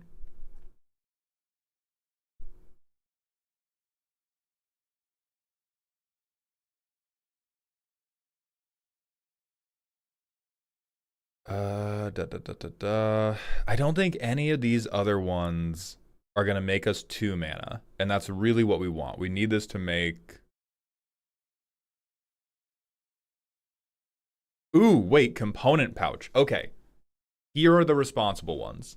The responsible ones are Worn Power Stone, which you have, Basalt Monolith, Coalition Relic, and Component Pouch. These are the ways we can make 5 mana on turn 4, only having hit 3 land drops. That's all the math I'm going to give you. The rest of it, go bobble your fucking heads. And then I think we're happier with the like reliability of Nazan. Recursion is good. Stark Industries tax evasion. These are just good. The mine, the mines. I love these. I am gonna recommend. Also, Nega Matt Plays and Needles Online. Thank you for the Twitch follows. Welcome to the doghouse. I am gonna recommend bounce lands to make sure we don't miss these land drops. Because what I'm recommending, it will work gloriously. But if you hit a bobblehead and you don't have 4 lands by turn 4, you are fucked, brother. Now maybe you do it turn 5 and that's still okay, right? If you're okay with doing it on curve, it's not as dire. So let's see how this currently works and compare it to the dream that I've sold you. We have 2 lands, we have a piece of card draw. Well, 3 lands, piece of card draw. Yeah, that's fine. Land, nothing. Land, relic, draw. God, fuck you, man. Land, pay 3. Blitzball. Oh, it's all gonna come down to this last land. Fuck!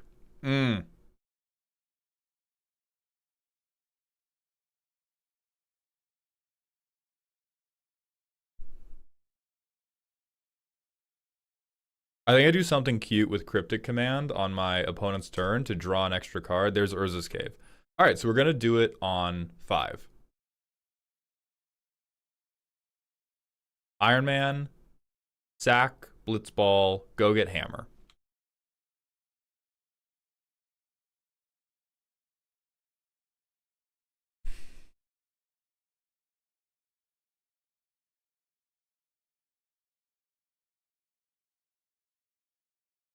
Iron Man gets hammer. I thwack somebody for 6. From here, are we home free? Oh yeah, we make a treasure. That's true.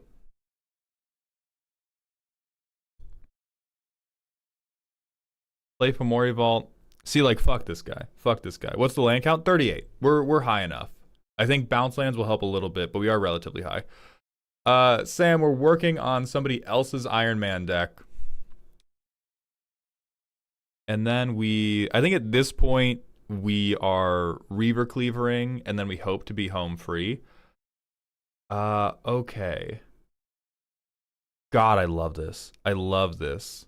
Yeah, Treasure goes into Protection Pieces and Shadow Spear too. Yeah, Treasure goes into Commander's Plate, right? That's your next biggest one, is I make a Treasure and it gets Commander's Plate, and then I'm indestructible and I have protection from all the mean, no good colors. Yeah, I'm rocking with that.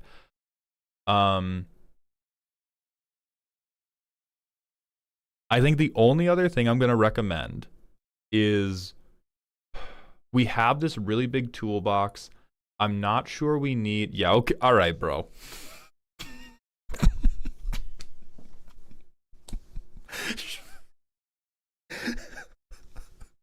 Motherfucker said I've got a ladder deck. It's 3 rungs at the bottom and then just in space. In space, you go, he's up there. I swear to God. I swear to God he's up there. He's watching, and he's gonna fucking stab you. Yeah. We don't have to cut it because you're gonna have a bunch of historic permanents on field. So from hand, you can get this. Right. Back on track. The only other thing I think this deck might benefit from... I do also want to point out what we got to do there, where you got to go Blitzball, Hammer. I want that to be the standard. I want that to be what this deck does every single time. And I want to hope that we are actually, you know, hitting the land drops to do it. Zelvux going through it. Zelvux on the fucking bathroom floor, balled up. What do you mean? What do you mean? What do you mean it's gonna be turn 4 every game? I don't want it. I don't want it to be turn 4 every game. Don't fucking do it. Don't fucking do it. So yeah, bobbleheaded up. Right. For protection and interaction, I don't think you need an incredible amount of card draw. I do think we need a little bit, because we really don't want to get caught with our pants down against somebody who does have removal. And there's a few things that would be very, very good card draw for you. Because if you noticed in that playtest, our hand, what did we have? We had a million pieces of, we had a million equipments that weren't like super relevant, right? Weren't amazingly relevant. What if they were back in the deck and could again be tutored out? And instead, I had a counterspell.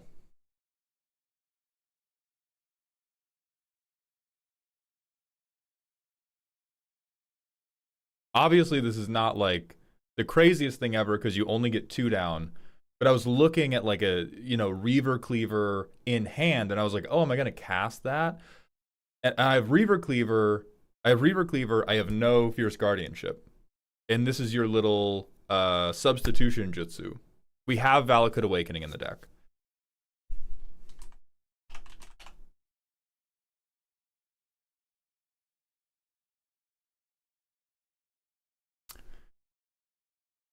Scroll Rack is a little bit interesting. You get to as much as you want, basically. Once a turn, you get to redo your whole hand. And everything going back into your deck can just be one of the equipments you want to tutor out later. And everything coming out of your deck, guess what? Counter spells, bounce spells, whatever you need to fuck with Zelvuk a little bit more. We like it. And we don't really need to draw into this because we can ladder into this one too. Sobbing a little inside.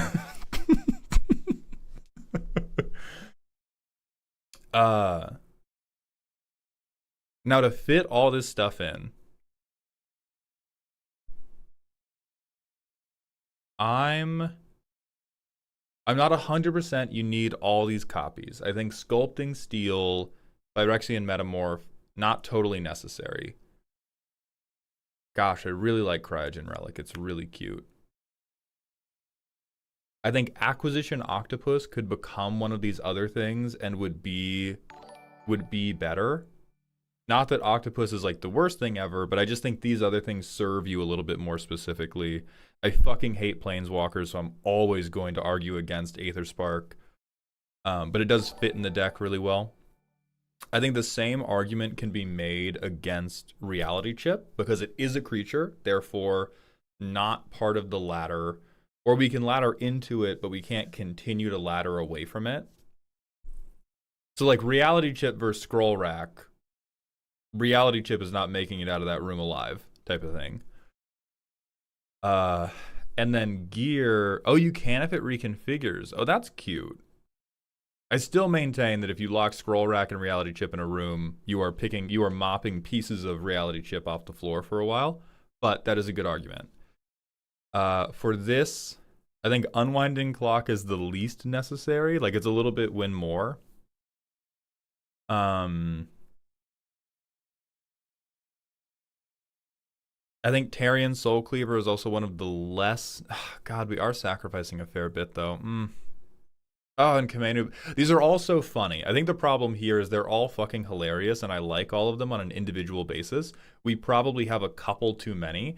So whichever one lets you down in your next game, doesn't matter if it makes sense, whichever one lets you down next, done. Get rid of it. Fuck that guy. You need all this interaction. I love the Iron Legion bit. We've talked about the ramp. I'm actually with the tax evasion. And you definitely need recursion.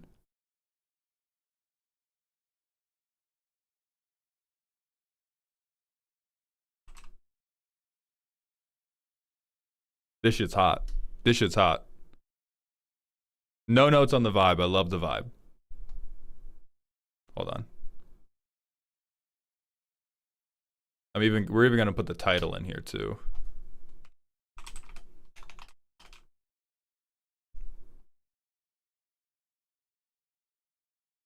Absolutely beautiful. Thank you very much for submitting. I hope those suggestions help a ton.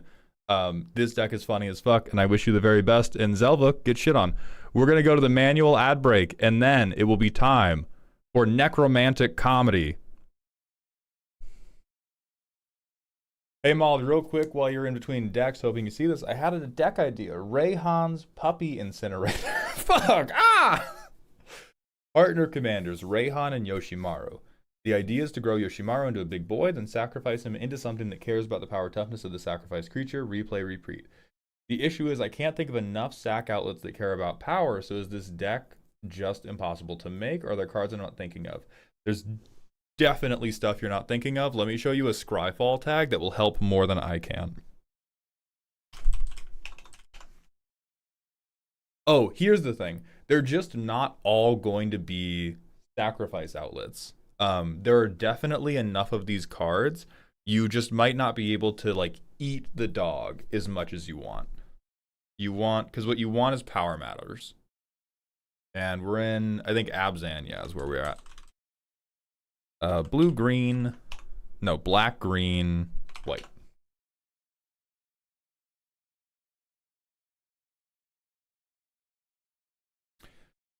So like Return of the Wild Speaker does not eat the dog, but does utilize the dog's massive power to give you a bunch of cards.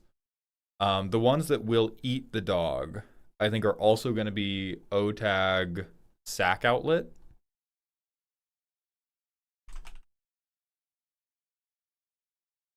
So, not Entis Restoration. So, Disciple of Fraelis, Greater Good, Disciple of Bolas, Ruthless Technomancer, Life's Legacy, Ghoul Caller Gisa, Shadowheart, Gitrog Ravenous Ride, Felithar the Steadfast. But that's just a big wheel. Altar of the Wretched.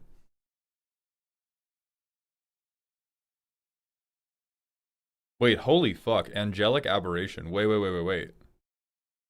Oh no, it's any number of creatures, not equal to power. Not equal to power. Okay, never mind. I thought I was cooking crazy style.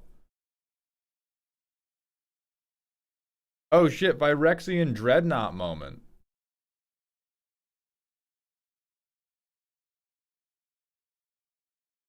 You could cast Reign of the Pit. Like, oh, I sack Yoshimaru. Good fucking luck. Here's my 2020. Because you guys sack normal creatures. I sack a 15/15 dog. And now they're all flying. So I would look through those O tags and you will find something.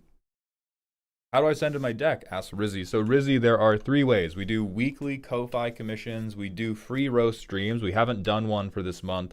Or if you have more money than patience, you can send in $500 right now, and I will stop what I am doing and roast your deck. We're now going to go to the manual ad break, and then Necromantic Comedy. Mauled, I will give my undying loyalty for pictures of the kitties. Unfortunately, the kitty is napping next to me. I will post some soon, I promise. All right, manual ad break. Yeah, and for $694.20, you can have Z and I co-roast your deck. I think they're a little bit sleepy today, so I didn't want to lump them in because I think they're nappy. Right, manual ad break. I'm going to go eat a piece of cheese to keep my energy up. Then Necromantic, we're coming for you.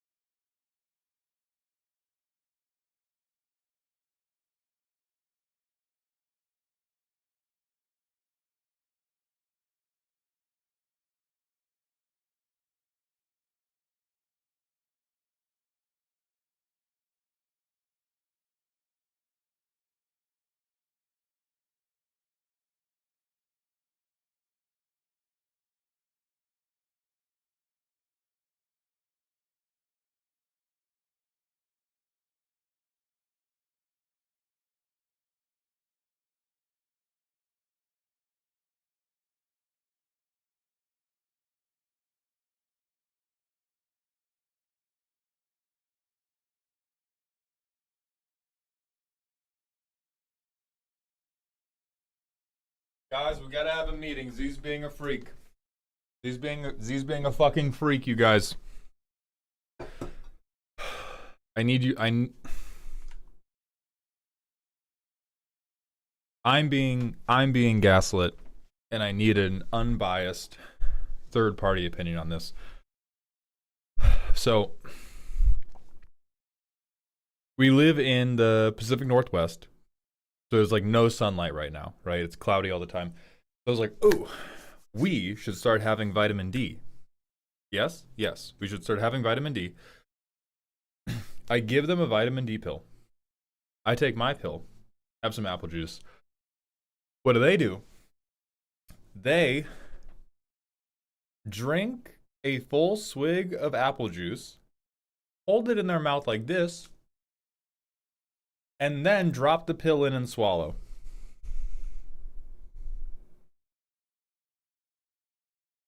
And I was like, what the fuck did you do? Right, there we go. And I was like, what the fuck did you do? And they were like, what? That's how you take pills. And I was like, that's not true. You put the pill in first, and then you drink the thing. And they were like, that's bullshit. You sound crazy. I was like, that's not how that... I told them, you just did the equivalent of like doing milk before cereal. And they were like, no, that's what you're doing. They're not dry swallowing pills. It's like all liquid. It's all liquid, and then the pill goes in, and then they... like a seagull.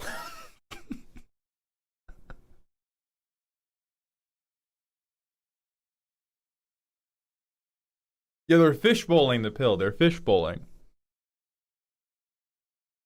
It doesn't...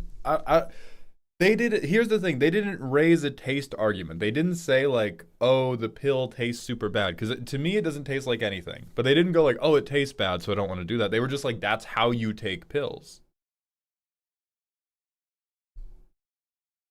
So you're going to get the best doctors, right? Yeah, we're going to get them the best care. We're going to get them the best care money can buy. Yes, they were like, because I said... before I came back up here, I was like, I have to make a TikTok video like this about this, because they were like, "You're wrong. The world will side with me." Do they also wrap their pills in ham? Are they secretly a cat?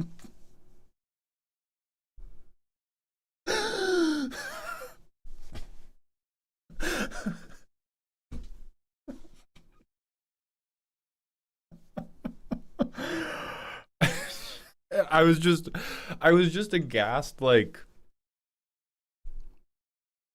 because there's nothing inherently wrong with that, right? There's nothing inherently wrong with how they had the pill, but it was their confidence with which, no, you're being weird, John. No, John, you're being a little freak right now.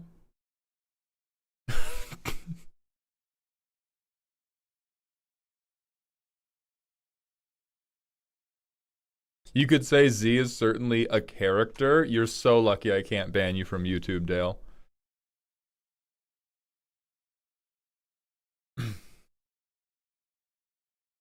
Okay, now we're gonna get back to the actual business. Thank you all for putting up with that moment of confusion on my part.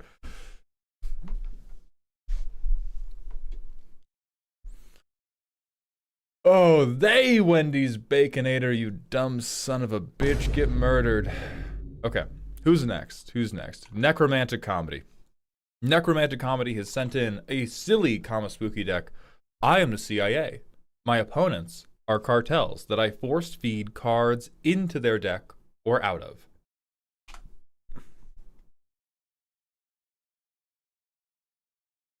Gore Moldrax Presidency. A group hug deck that seeks to win by force-feeding my opponent's cards like I'm the CIA and they're a group of insurgents in a communist country, decking them out while seeming to only accelerate the game, trying to protect myself and control the game, both through little beaning or simply having reached a point where I can no longer be stopped. Okay.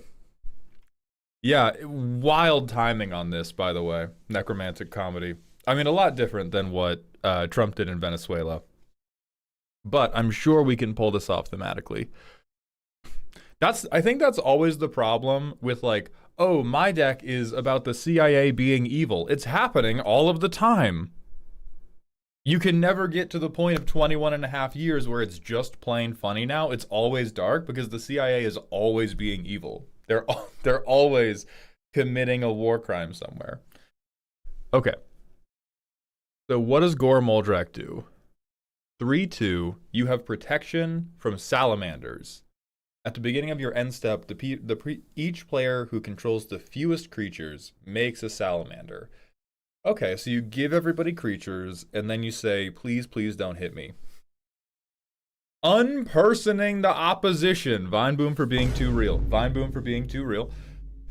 Target creature gains all creature types. Okay, so we're making stuffed salamanders so they can't hurt us. Real. Amphin Mutineer. Turn something into a salamander. Make something a salamander. Make something a salamander. Hell yeah. All right, these are actually great. Be salamandrized. Now you can no longer wound me. Affordable Housing Initiative. When Borderland Scout enters the battlefield, each player may discard a card. Each player who discarded a card this way may search their library for a basic land card, reveal it, put it into their hand, then shuffle their library. That card sucks! Wow! Wow, that is bad. Like, Tony Stark built this in a cave with a box of scraps, and he's turning down your help bad. That's insane.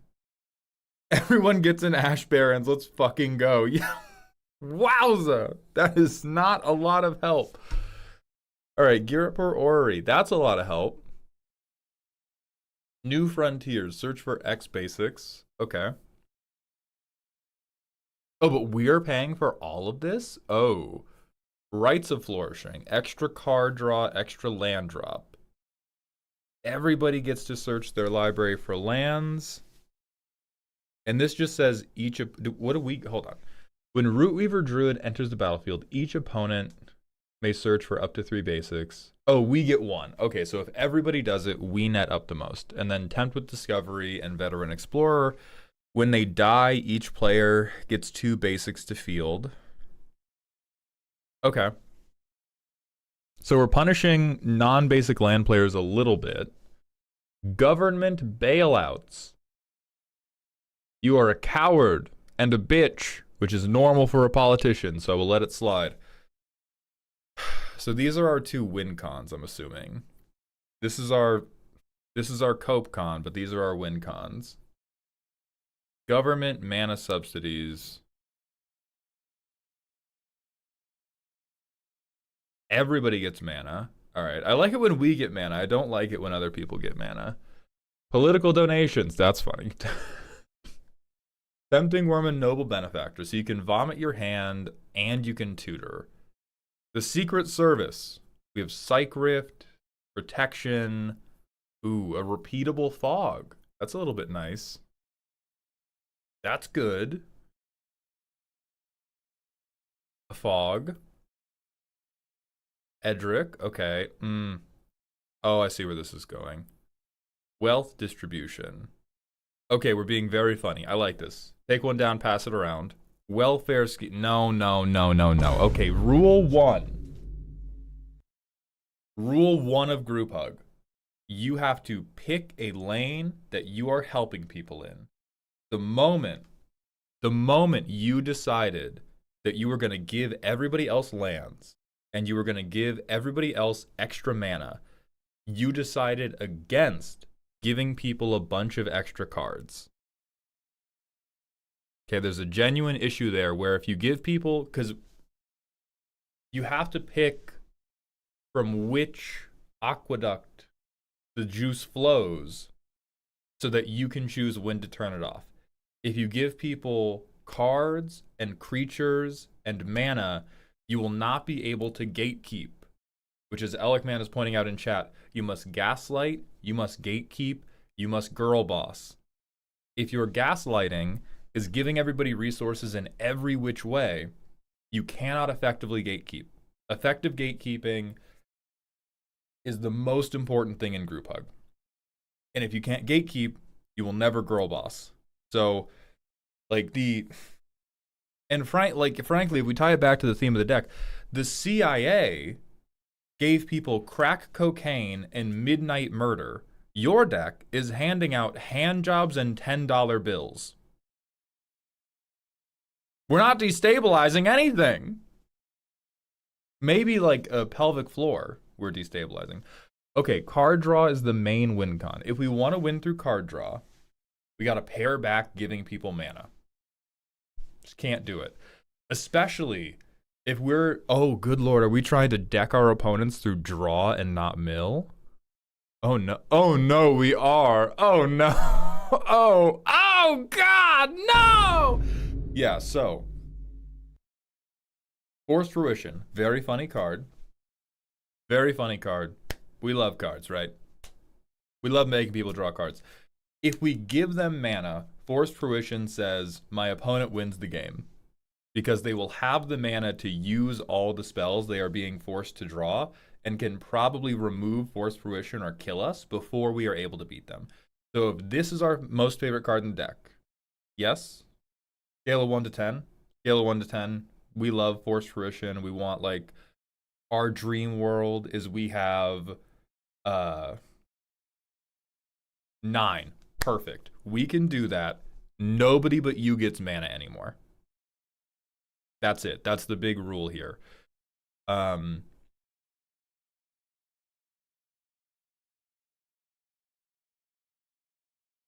You could maybe do the temps because you always net up, but there is no more helping with mana. Because you're already helping with creatures, but you have a built-in way to make that one-sided. You cannot help with mana and cards. Let's keep moving. Well-funded insurgents. You can just say she's hot.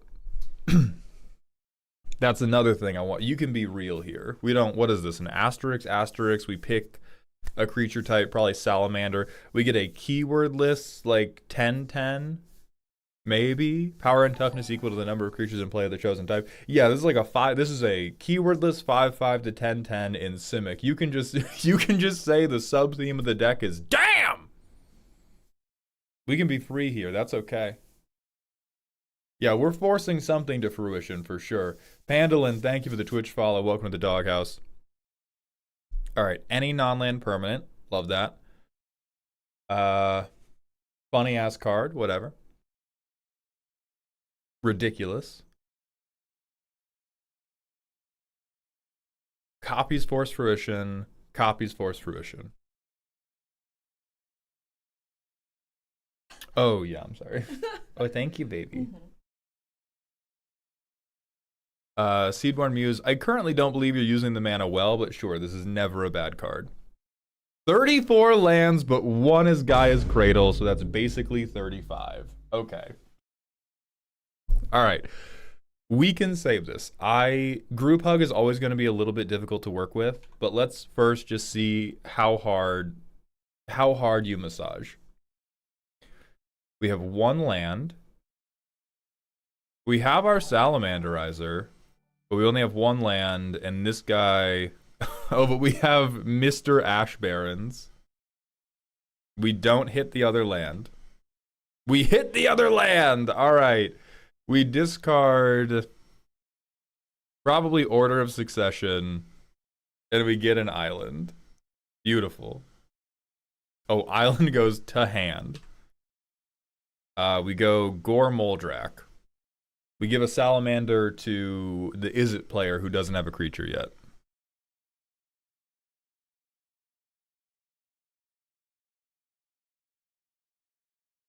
Now here's where we begin to feel fear. We want to set up quickly. It's already turn 4. We want to be decking people out. If we play Rites of Flourishing, everybody but us benefits more first, right? Everybody gets a turn with this before we do. And we don't have enough lands in our deck to benefit from double land dropping. Like, we're almost never going to have 2 lands in hand. So the table would get to run a train on us.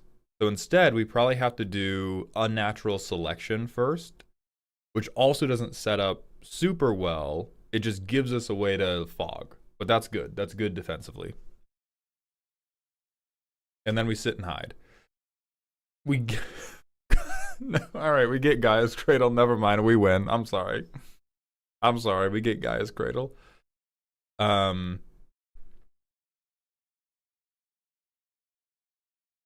We Barracuda, we say, hey, flash for everybody. On someone else's end step, we flash in Rites of Flourishing. Somebody else has gotten a Salamander. We play Rejuvenating Springs, we get to draw a card. And this is where we may begin to really start fucking ourselves. We haven't made anybody else draw a single card yet. We can trade away our expensive stuff. But a problem right now, we don't have a lot we want to give away. We could give away Rites of Flourishing, but that means we're spending 4 mana to get something that is 2 CMC or 1 CMC. Same kind of goes for Heartbeat of Spring. Like, if we play this, we have no control pieces. We're giving everybody else's Rube Goldberg machine a shitload of extra mana to function with, and we can't gatekeep them. We must be able to gatekeep them.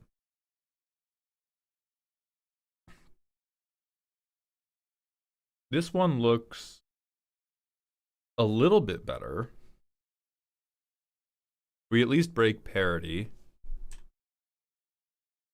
The land nothing, land Vet Explorer, land on end step, someone else's end step, I flash in this. Draw. We have the boy, we have Force Fruition. Land Gormoldrak.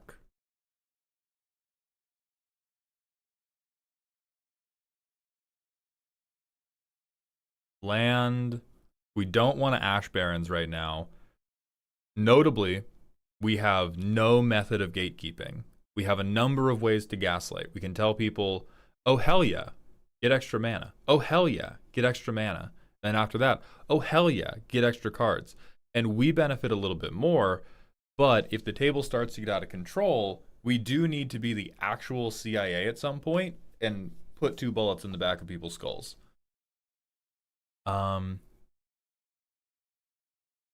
And so, for instance, if the stuff you had in hand that was everybody gets help with ramp, if these 4 cards that we had drawn, if these were counter spells or bounce or ramp that only helped you or another way to copy Forced Fruition, I think you have more fun or at least feel a lot more in control of how the deck is doing. Because what we left on the table, and this is going to be my main thrust of what I think you should add to the deck.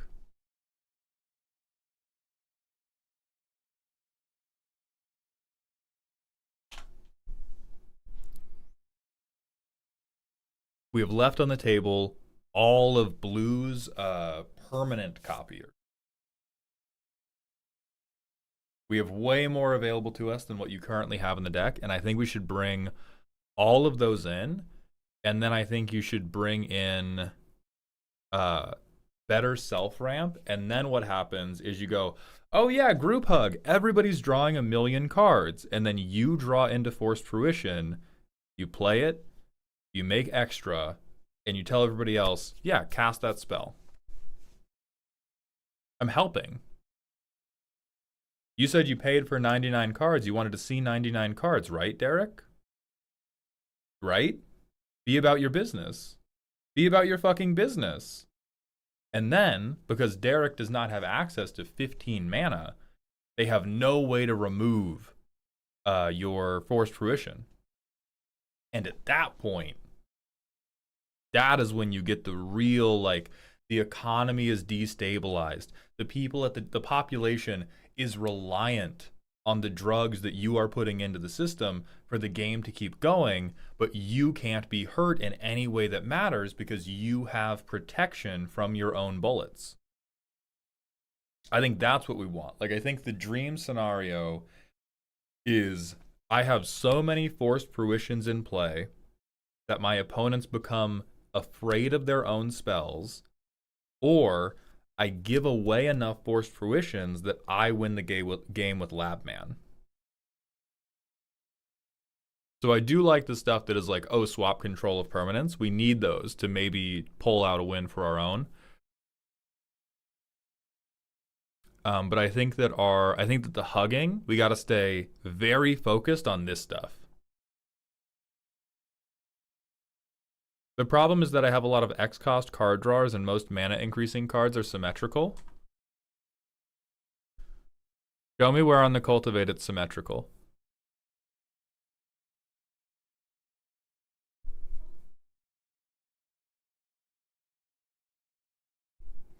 I think we are probably overestimating our mana need, or we're building the card draw engines wrong. If we need to be able to make, if we have to be able to make 30 mana for the deck to work, we probably want to take a different approach.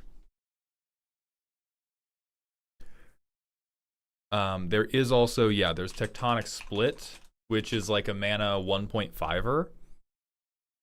If you have ways to play land from graveyard, it gets a lot better. Yeah.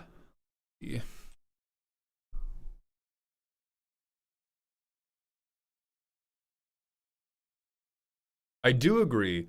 We won't be able to do a lot of mana doubling. Counterpoint, you don't need that many if your deck has a lot of these broad permanent copiers.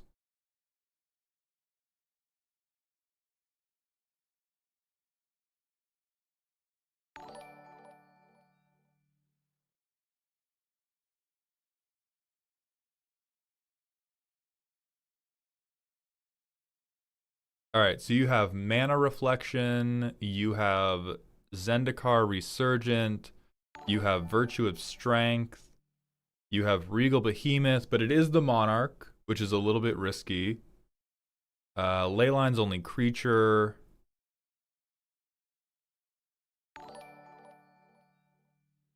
But I do think that is enough. That is already enough that you could replace your symmetrical ones with these one-sided ones, and you're just straight better off.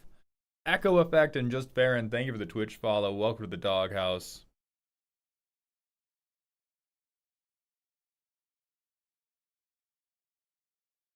Spellbreaker, stop hating. I think this is or we can make this interesting enough. Wouldn't Vorinclex be the CIA's execute shot? Vorinclex would definitely be better than Seedborn Muse. I think so. If you wanted to stay net neutral on game changers and you wanted to be a massive dipshit, like this is the gatekeeping. Like when the CIA destabilizes a country, they're not like just helping the whole time. At some point we do have to be evil. And I think this is your evil transitional period. We have to switch into, okay, well now I am enriched off the suffering of your people. And so I could believe in, like early on, Root Weaver and Tempt. I could believe in these, but when we get to the high mana values, like we can't be giving it to everybody. We can't be giving it to everybody.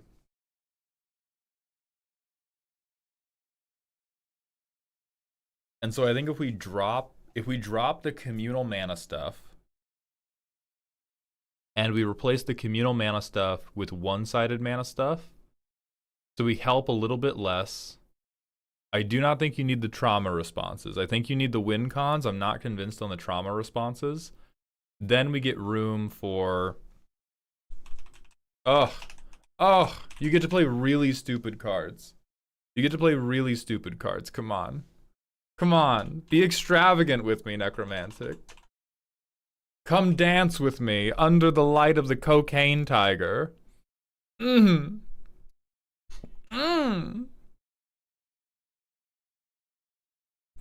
make my 5th forced fruition. Yes, come, children.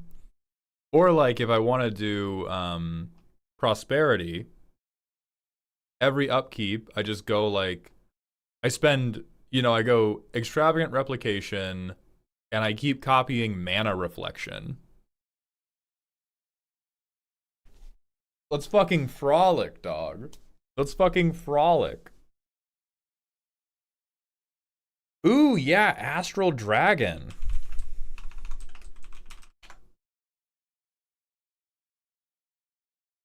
Mmm. Mmm. We are on Necromantic Comedy right now. It is Elikman, then it's you. Yeah, so big things. We got to be more proactive. We are not giving other people money. We need more ways to copy our high effectiveness pieces. Like, we might not get a second forced fruition every game. If you can copy propaganda, saved. If you are even copying Dawn Strider matters. That's now 2 opponents that you can fog every turn. If you have,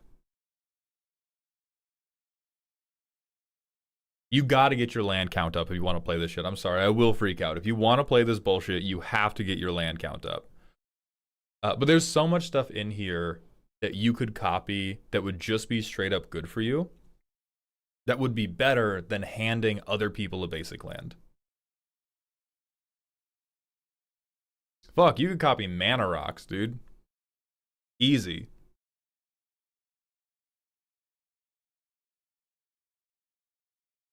And then what else would be CIA coded enough? What are our wealth redistribution?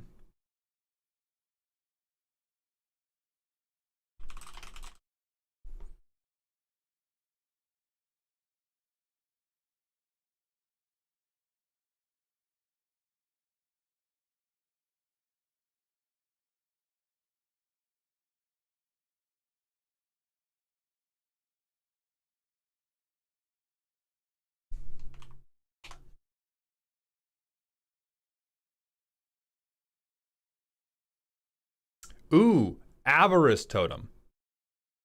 This is not a good card. This is a dumb card. Daring Thief becomes a Salamander. I mean, listen, hey, that's great, right? That's great. I'm so happy for you. Look at Avarice Totem right now. This is another reason we don't want to give other people mana. This is like a take one down, pass it around card, but hopefully you are the only person that has the mana to continually do this and do other stuff on your turn. Gilded Drake, very good. Shifting Grift, very good.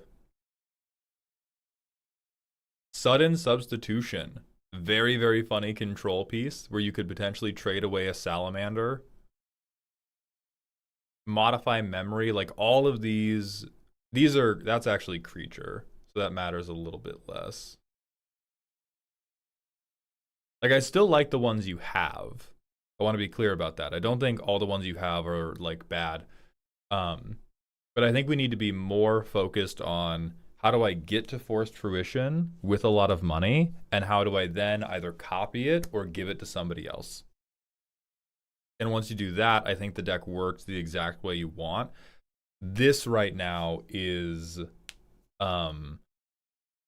right now, this deck is CIA, but it is like the charity intelligence agency rather than the central intelligence agency. We just don't have the judo flip, and the judo flip has to come down when you're helping people in Magic, because power creep, I'm gonna keep beating this fucking horse till it dies.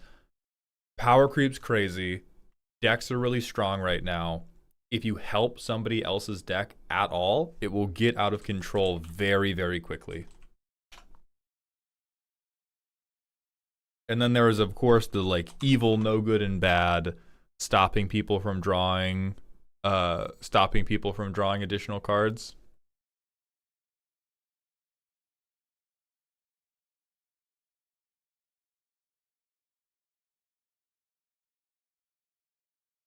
So I'm gonna say, I think this is a Scrat situation.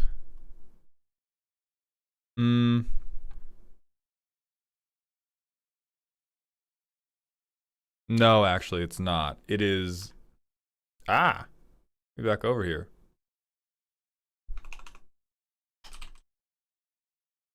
You got too good a heart is actually where I'm going to put you. I think this deck could live as it does right now 10 years ago. Right now, other decks are too good. Stop giving them money. Give them cards that they do not have the money to cast, and then make them draw 50 every time they breathe. And then you're fucking set.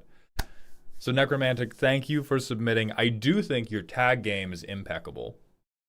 I think the tag game and the way that the tags interact with the theme of the deck 100% work, but you are very like Doofenshmirtz villain rather than real life CIA villain. So thank you for submitting. We're going to the manual ad break. Then it's time for Alec Man, the man, the myth, the legend. We will do a custom card. Angwar Ace, you asked about your LeBlanc card. We forgot to do it, so we'll do it today. Yeah. Hey Mald, how would you suggest getting better at deciding what cards to cut? I'm working on a Polyraptor Secret Commander deck, but I have 39 cards to cut and I'm bad at making decisions. Okay, two-prong approach here. First way to get better, do not add 1,000,000 cards at once. The easiest way to avoid having to make like 40 cuts is just don't ever build over 100. Be extremely, extremely strict what you put into the deck in the first place. My decks often have trouble getting to 100. The way you get there, because that's not very helpful to you right now, you must have an extremely definite idea of what you want the vibe of the commander deck to be like. You must, in your mind's eye, have painted the picture of what you want that deck to feel like. And here's the real sauce. Here's the practical advantage, or the practical note. When you are designing a deck, you want to figure out what is priority 1.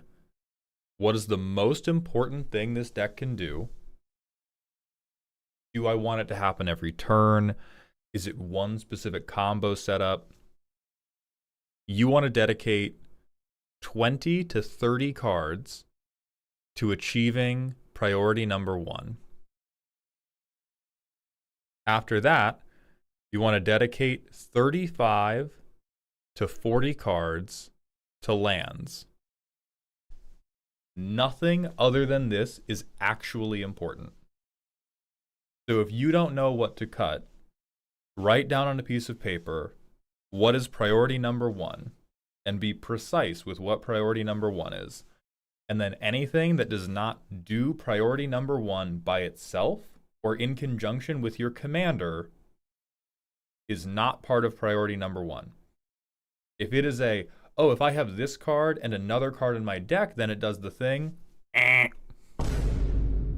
Not the thing. If that card by itself or that card with your commander does the thing you want, it is part of the chosen 30. If it's not part of the chosen 30, Thanos snap it. Start over from there. And then all the stuff that is like, oh, this combines with another card in the 99, which then combines with my commander to do a really big and like juicy thing. That is part 3, where you get to put the rest, all the other stuff. However many cards are left after the 55 to 70 cards you have dedicated to priorities 1 and 2, which is doing my thing and playing lands to do my thing.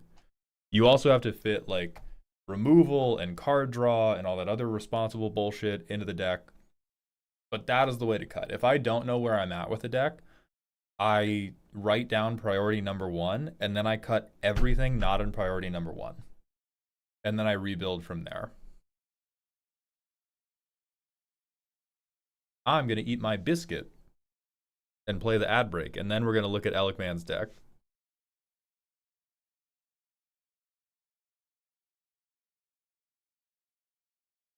What if I have too many priority 1 cards? At that point, you do which one is the best. There is no deck theme alive.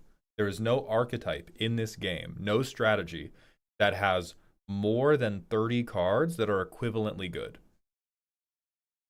So at that point, it's not a how do I cut things? It is a card evaluation thing. You know, which one of them are more landfall? Not even landfall. You can have more than 30 cards. You can have more than 30 cards that do landfall. There are not more than 30 equivalently good landfall cards. Silver Gravity, thank you for the 7 months at Prime. Welcome back to the dog home. Yo, Maul, I'm on the roster for today, right? I didn't know, but you are now. Hell yeah. If we set it up over email or via like direct message on Ko-Fi, then yes, but we got to do Elikman and Babadook first, and then we can do you.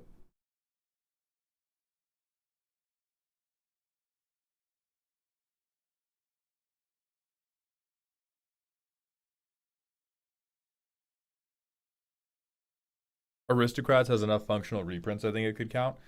Yeah, like directionless Aristocrats, you could.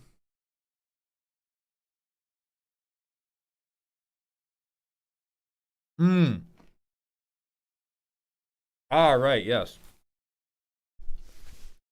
Then yes, we do have to do... Okay, if that's going to be late for you and it's now or nothing, we may want to reschedule you to a different day if that is alright. I'm also comfortable doing a full refund and we figure it out later. But we could move you to Tuesday, Wednesday, Thursday, or the coming weekend. All of those would be 11 a.m. PST. Hey Mauled, I have noticed that I struggle to get my decks below bracket 3, even without game changers. How would you suggest making my deck building worse?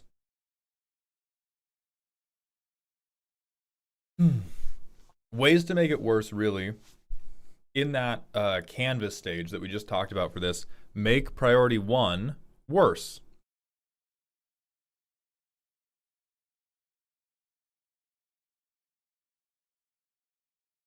So if you are building a combat damage deck,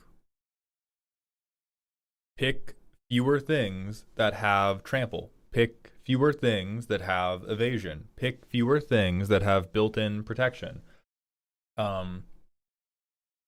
Pick more specific stupid things that you want to do that don't correlate as well to winning the game. Like if you're let's do a low tier example. Let's say you're doing a Simic deck and you're like, I want to play big fish.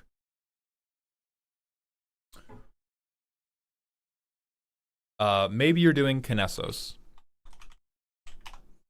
Right? Kinesos wants to set up the top of his deck. If you say, my deck is about playing massive fish, you know what isn't a massive fish? Scroll Rack. Is it really good for Kinesos? Yeah. For 1 mana, you can put a big fish from your hand on top of your deck. But is it a big fish? No. That's the type of thing. Is you get more and more rigid about something fitting your theme. And you have to have a well-defined theme.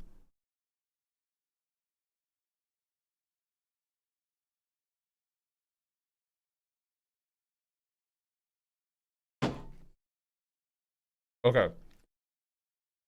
If Wednesday or Thursday is great, let's do 11 a.m. Wednesday, okay? I am sorry to reschedule you twice. I do appreciate your patience. Let's do 11 a.m. PST Wednesday.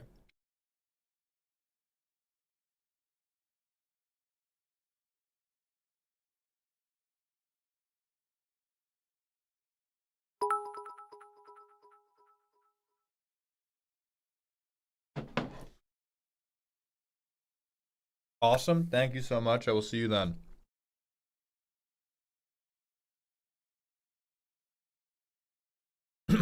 More questions, and then we will move on to Elikman. Noi, thank you for the 200-bit cheer. Hey, Boss Sound, when did the deck roast refresh? I got a deck reviewed by Elk, and I also want it roasted here. Sundays at noon Pacific. So they got put up when this stream went live. Would it be possible to send in a deck for a roast that's over 100 for cut recommendations? So, second thing that I'm selling now. Let me go find my Ko-Fi page.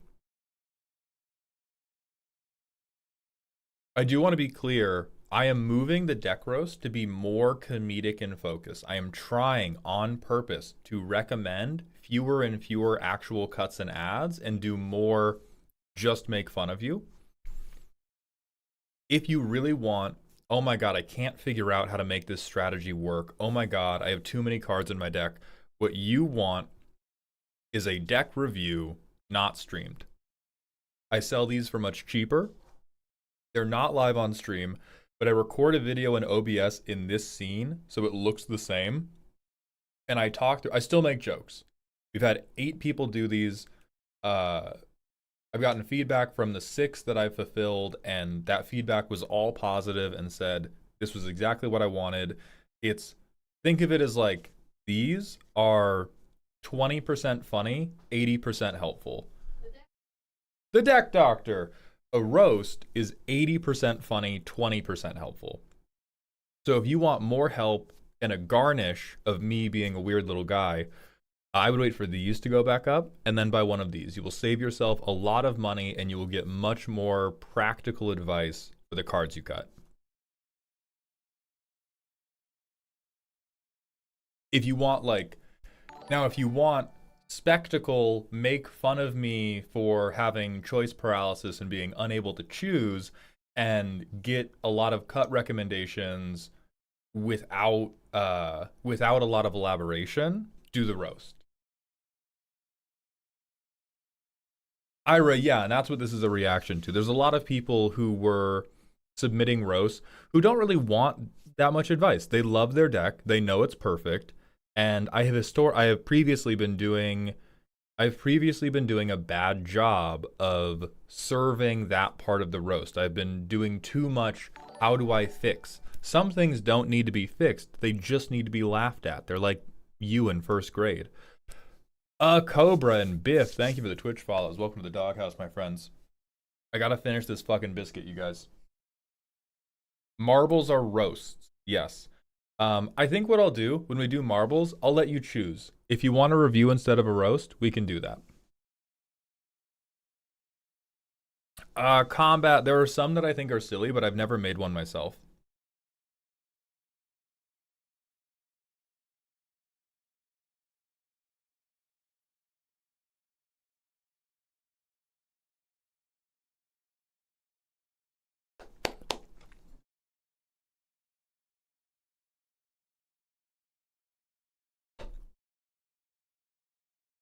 Mauled struggling to eat a biscuit. I have TMJ, you fuck.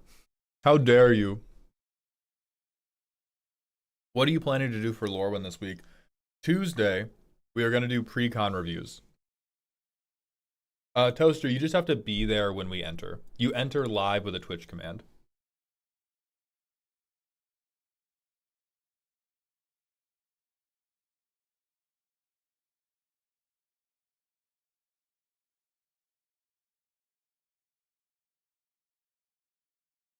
Okay.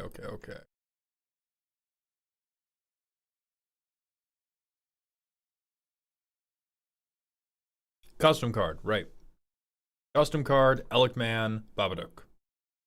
I'm an adult. I'm an adult in control of my own life.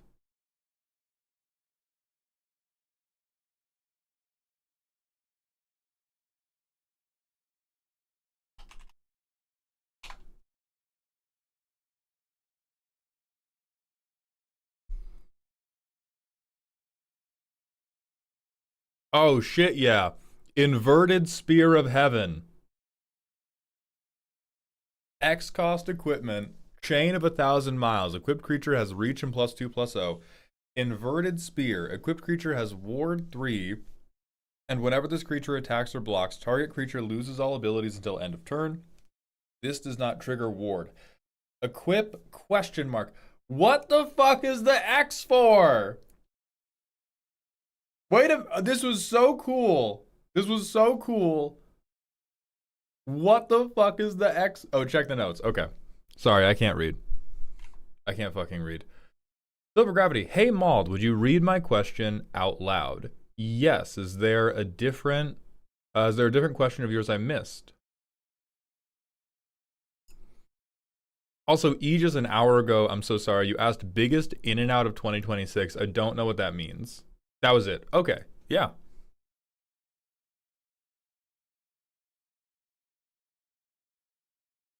Wait, wanted some input because I think I had a cool idea, but for the first time, I have no idea what this should actually cost to cast or equip. Okay, so these are fill in the blank. Got it. +2/+0 in reach is not crazy. Ward 3 and on attack or block, take away all abilities is. This is a toughie. This is a toughie. Cobra, I'm going to circle back on you in just a moment.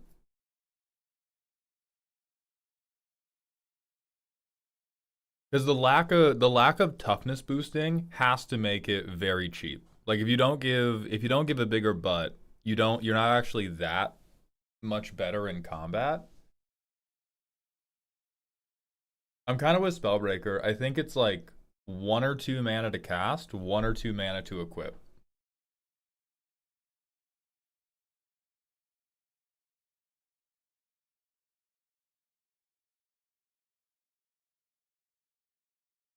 Ooh, I also do like whenever this creature attacks or blocks, choose a creature, it loses all abilities. I think you should be able to get around hexproof. I think that is the entire point of Inverted Sphere of Heaven. That is the thing it does in the fucking anime. Um, so I would do like 2-1 or 2-2. Yeah, 2-1 or 2-2, and then yeah, choose a creature, it loses all abilities. And then I think you're good. 1-1 because 2026? Yeah, I forgot. Sorry. New year, new power level. 1-1.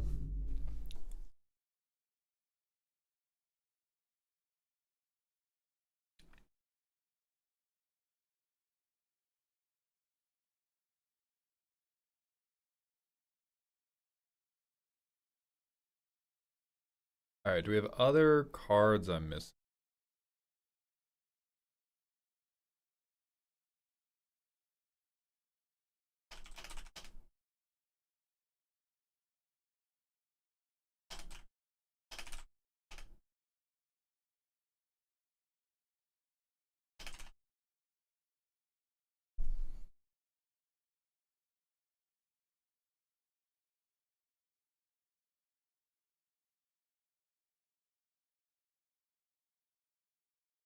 I'm actually going to do Angwar Ace's card right now, too. So, Angwar Ace, if you are alive! Macy Hearts, you put them in the Dear Maldhound channel of my Discord. Pedgman, I would say no. Probably not.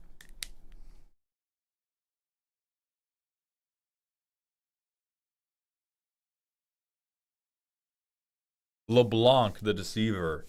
Blue, blue, black, black. 4/2 with flash. When LeBlanc ETBs, you make 2 face-down tokens that are copies of another creature on the battlefield.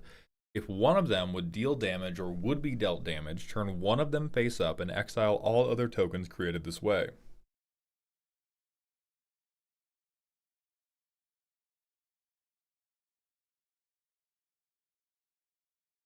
Okay, so ETB we get 2 2/2s.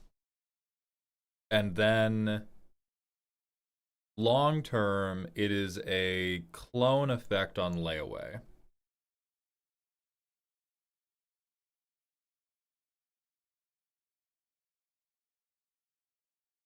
But if we have stuff that turns our own things up, oh, but then the deal damage clause fucks us. Yeah, she shouldn't be an enchantment creature, I don't think.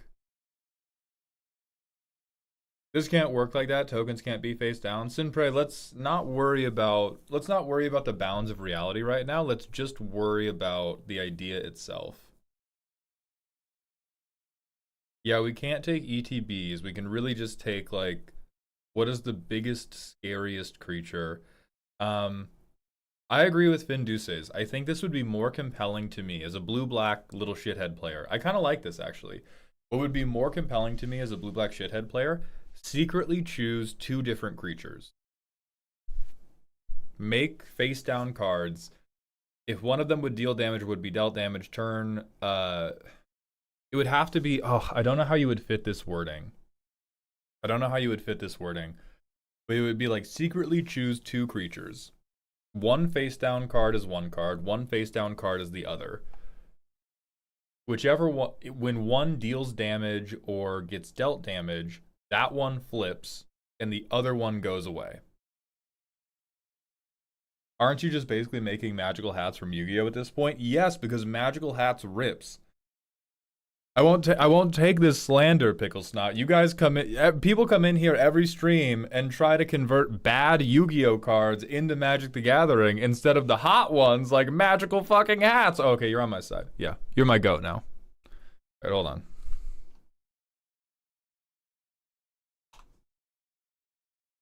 All right, Pickle Snot, you're a VIP now because you get it.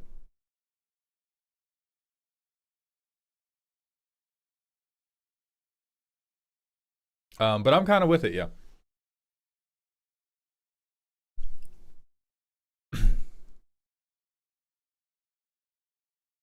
Okay, those are the custom cards. That's everything.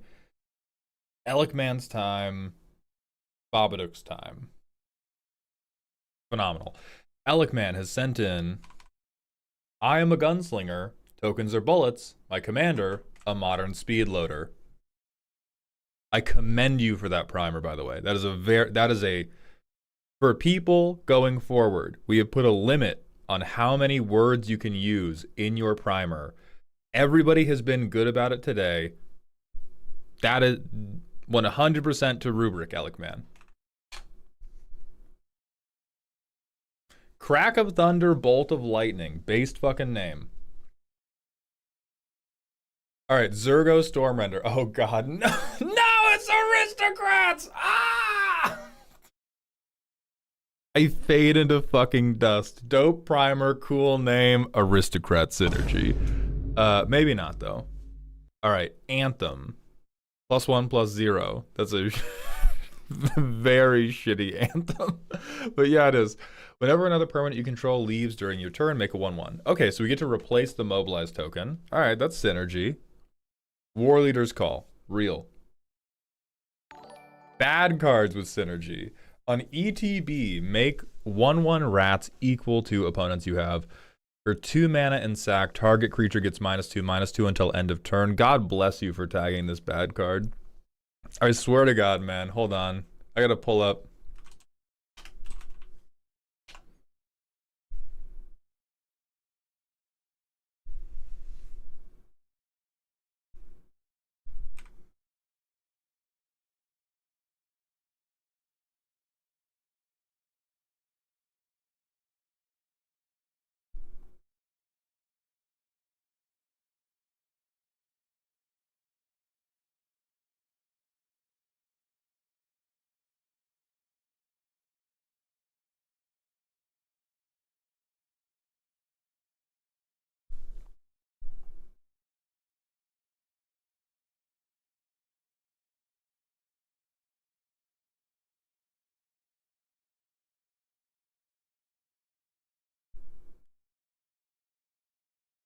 No.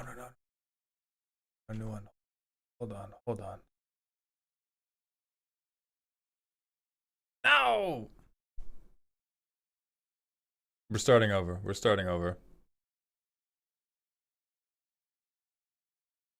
We gotta make a new pyramid just for Alec, man.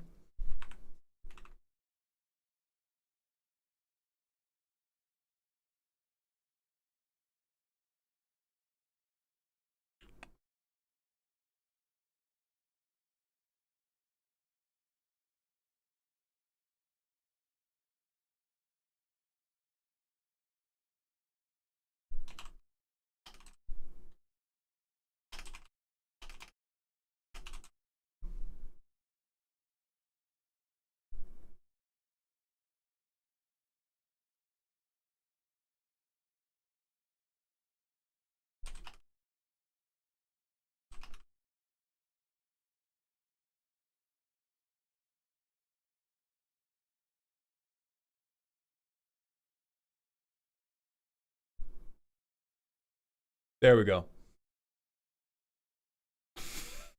There we go. This is fucking... The fuck you mean draft? That is... Hey, is it or is it not undraftable? Okay. I think this works. I worry that you won't have enough mana to use the sack outlet well, but it is... I play a creature, I get 3 1/1s. That is not... It is not Adeline, but it's not nothing.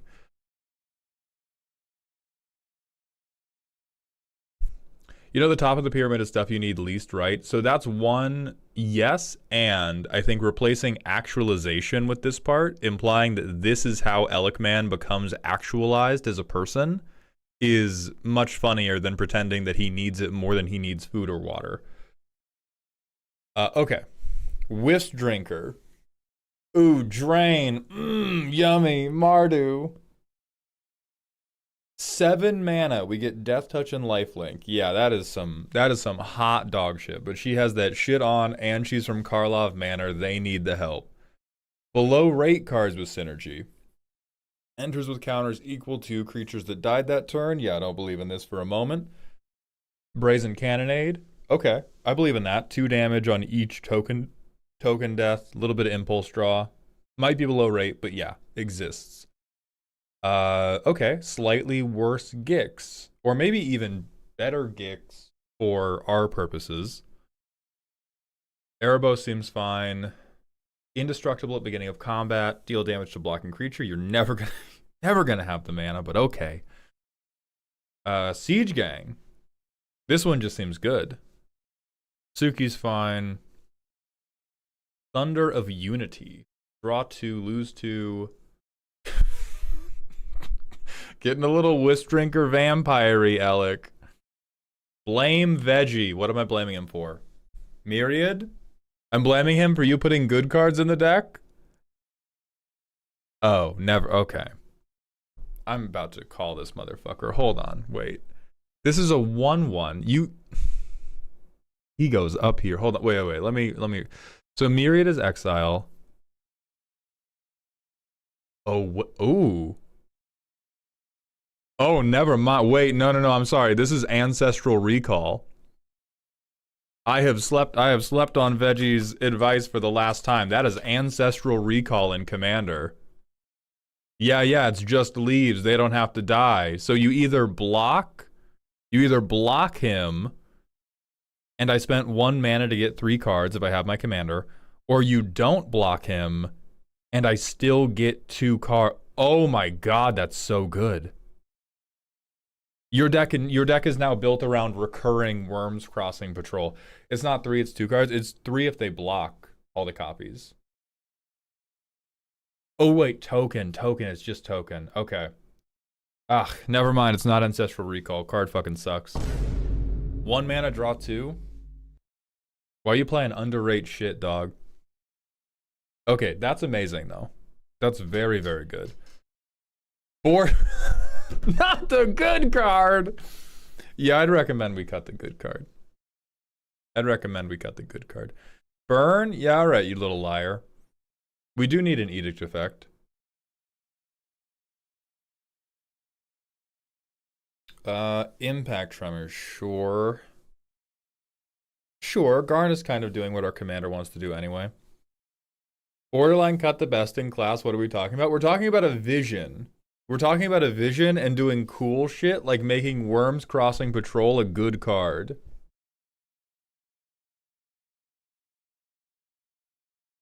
Cards that pass the bar. Alright, so these are just good cards that Mauled will not crash out about. Yes.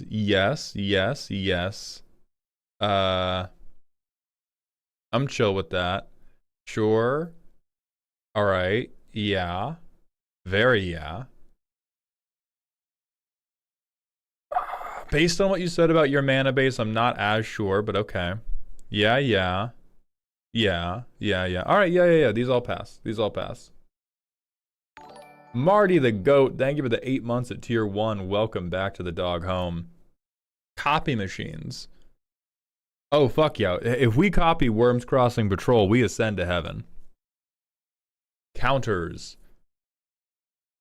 Yes, these are fucking regrettably. Guide of Souls is a very good card here. How dare you? Decent cards with synergy. Tokens have Death Touch. Great. Indestructible. Battle Cry. Make more guys. Give something myriad. Potentially draw cards. Go fuck yourself for the aristocrat piece. Tragic Slip is great. Welcoming Vampire is fine. Okay. I mean, Mirkwood Bats is incredibly good with Mobilize, but... God. All right, then we have a little bit of Drain. Frank the Iron Will dickhead? What did Frank do to you, bro? What the fuck? This guy's just a good card. Why are we hating? Good cards that are good. Yes, true, real. Oh yeah, this looks like this is the Mardu EDH Rec special.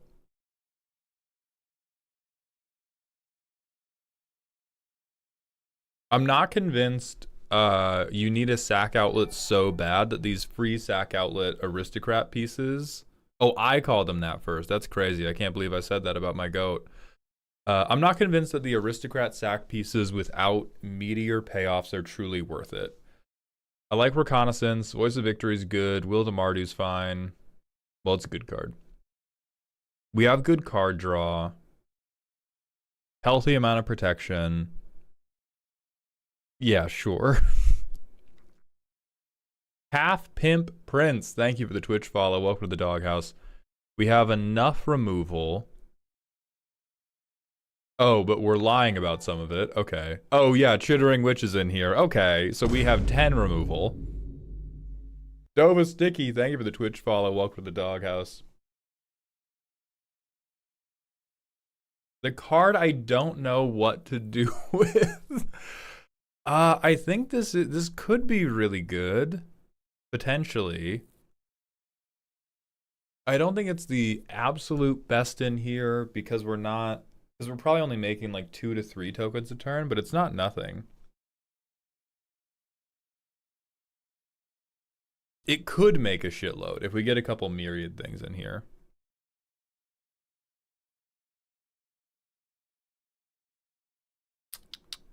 And these are all just reasonable tokens cards. Okay.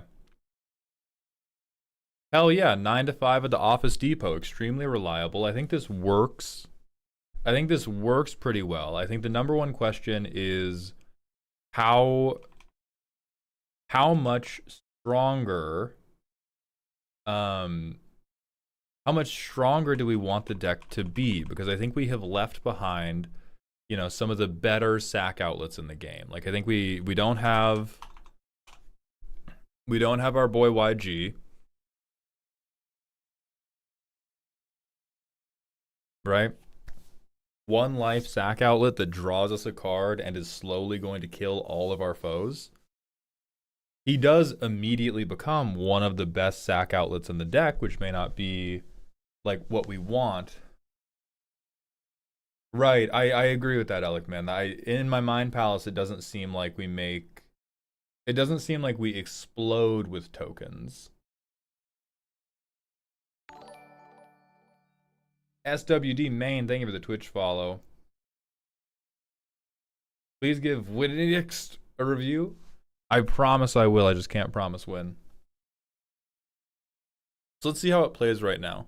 Try to identify where these problems are. Because this is very reasonable. We have, it just doesn't look like we're punching super hard. Alright, see, we get this guy. And this guy fucking sucks. Completely useless. We shock this in. We Loyal Apprentice. Turn 3.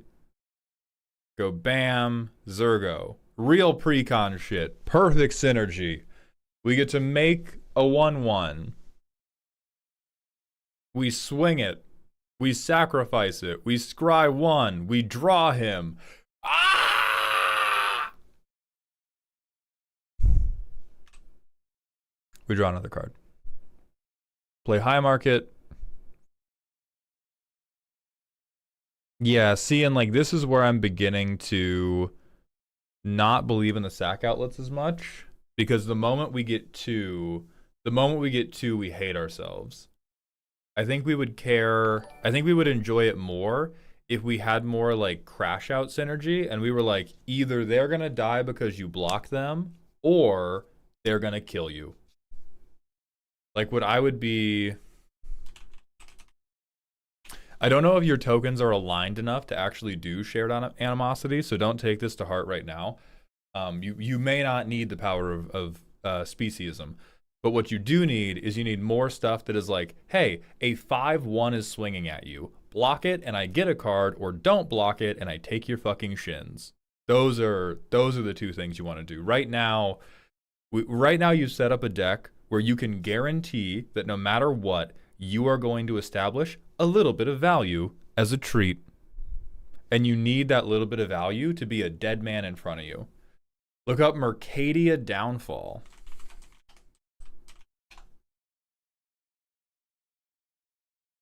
That's pretty fucking funny. It is just an instant, and so I would love more permanent-based ways. Like, I would be thinking...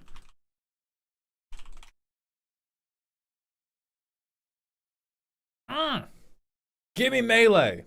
We don't want Bedlam. We want people to block. Dracel, where can I go to have you roast? Guru Buildings. Can I swap a Ko-Fi payment for a Prime sub? Dracel, I'm so sorry to tell you. One, no, because Twitch takes a massive cut of all the stuff I make on...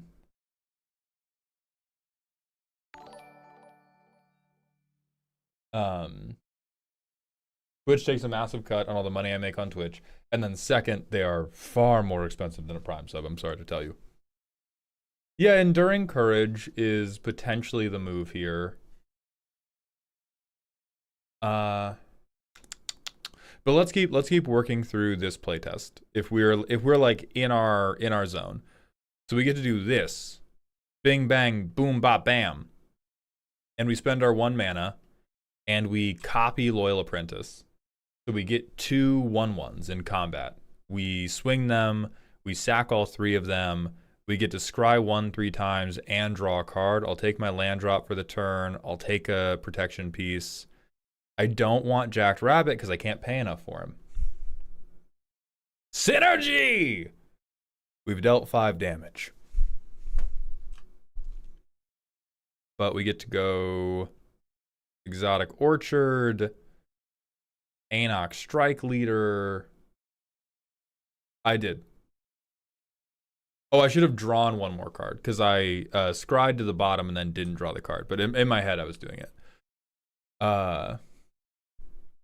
We Anarch Strike Leader.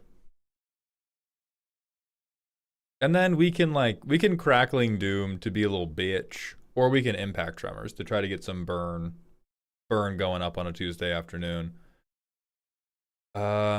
We do this so that we can Bleachbone Verge and then Jolly Balloon Man, Loyal Apprentice again. So we go to combat. We swing Zergo. We get a 1/1. We get 3 more 1/1s. Never mind. We Jolly Balloon Man this crazy motherfucker. We get 6 1/1s total. No, sorry. We get 6 1/1s from these 2. We get a 1/1 here, we get a 1/1 here. We have 8 1/1s. We deal 8 damage to each opponent. And they either hit or we sack them to Viscera Seer, and then we draw 8 cards. So that one's pretty fucking good. Pretty fucking good. But I don't think the beauty of that is in the sack 8 to draw 8. I'm with you on tokens or bullets. What I think we need to care more about is we got to get the Adeline and Adeline at home. And we have to get more stuff that converts them to big damage. So there's like... Can we play Raid Bombardment? I almost want to, but I'm about to recommend a bunch of anthems, so I don't want to. Do we have Goblin Bombardment? That's a good question. If we don't have Goblin Bombardment, you need it immediately because that is what's going to turn, that is what is going to actually turn your tokens into bullets.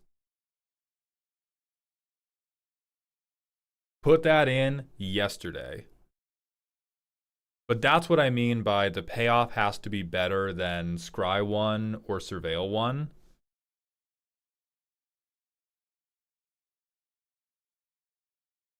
Counter sack outlets do nothing for you. You can't just tell lies in the stream, Spellbreaker.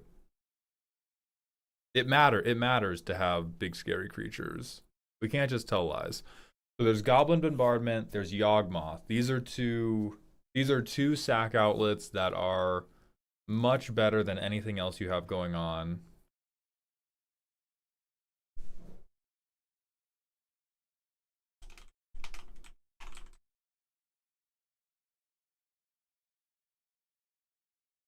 This is actually the funniest thing I have heard of in my life. Thank you, Shadow Walker.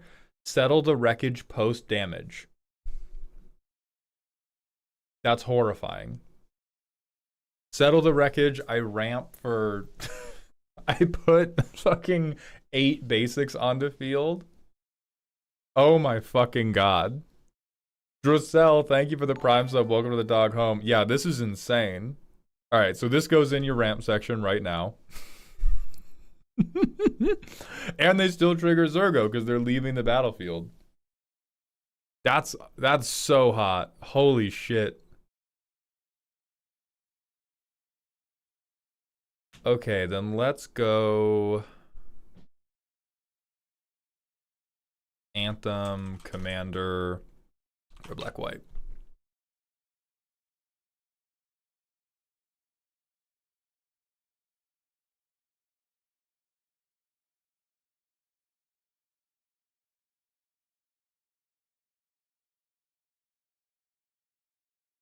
What if we up the caliber of the bullets?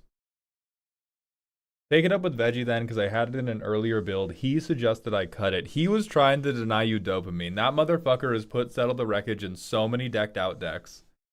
And he's trying to steal from you. He's trying to steal from you. Okay, so for your anthems, I think the way we should be operating mentally, we should be thinking in the early game, I need to establish tokens and it's fine if they die. I don't need them to be big enough to win combat. I am just throwing bodies at the wall Russia style. Our late game stuff should either be I am amping my tokens by a bajillion. So Elish Norn, I'm winning combat now. Now, no longer is the mobilized stuff dying on the wall. Now I'm eating the wall. Or it's a one-sided board wipe. And you have one of those, which is the Hour of Reckoning. Yeah, there is Cracker Hoof. Ugh, I don't want to suggest too many sad and no good things.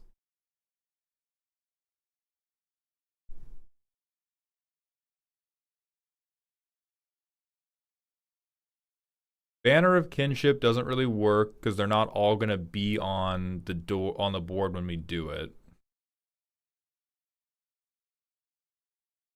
We're not doing artifact creatures.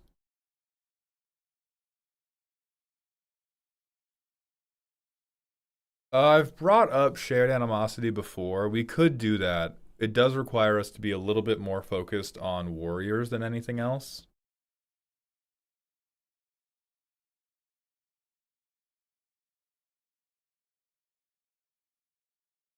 I don't know if we have enough enchantments for Boon of the Spirit Realm.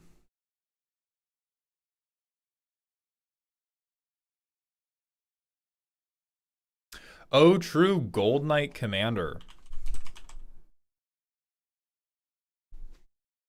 I've seen Starlight Spectacular. I'm hesitant to recommend it.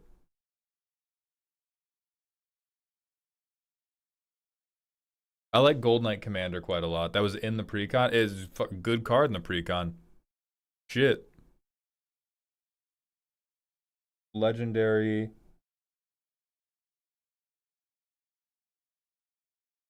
Ooh, hold on.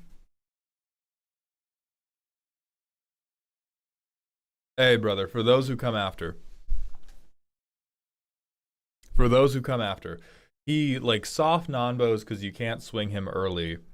But I genuinely think this is a better way to extract value from your tokens than, like, Scry 1, Surveil 1.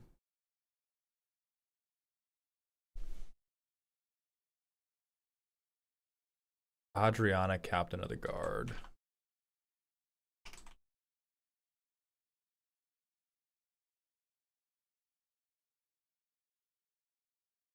Yeah, I love this. I love this. We gotta beat people to death. We gotta beat motherfuckers straight to death. Check Mauve the Osbadat.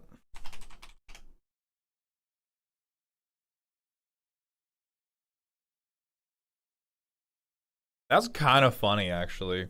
That's a little bit tricky. I like that. I like being tricky. Hello, Azzy. Welcome to the stream.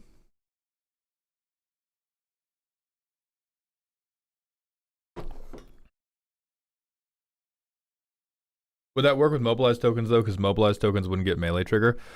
Oh. It wouldn't? Here's the thing. I don't think this deck is very mobilize-y. As it is. We have our commander that's doing mobilize. I guess it doesn't work with Adeline or Anarch either. And those are two of our better ones.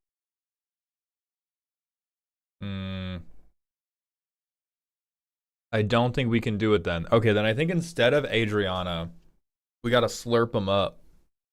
We gotta just slurp them up.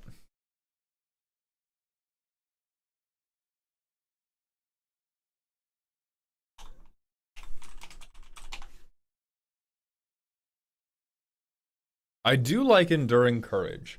I think this is genuinely better for the early game than a lot of the other anthems because this is, hey, it's a 3-1, block it, or you are taking a meaningful amount of damage. What do you want? What would you prefer? We don't want to give them the choice of, oh, do you want to take a little damage and let me draw a card, or do you want to block and then I sack them? Or sorry, I got that backwards. Do you want to block them and I get to draw a card, or you take 1 damage and then I sack them anyway and I still draw a card? You want to give them like, I can't sacrifice these guys. Or the mobilized ones auto-sack. I can't sacrifice the non-mobilized ones. However, they are fucking 3-1s, and there's 4 of them coming at you. I wish you the very best of luck. Pickle Snot, I'm not sure.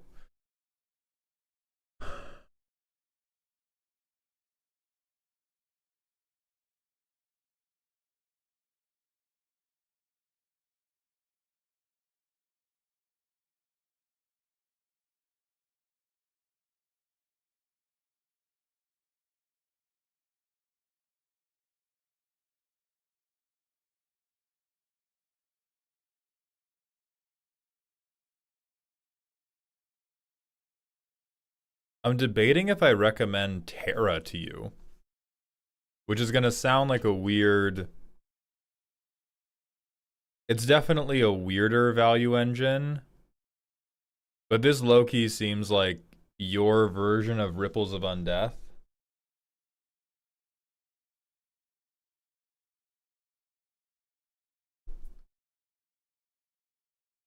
Commander is Zergo.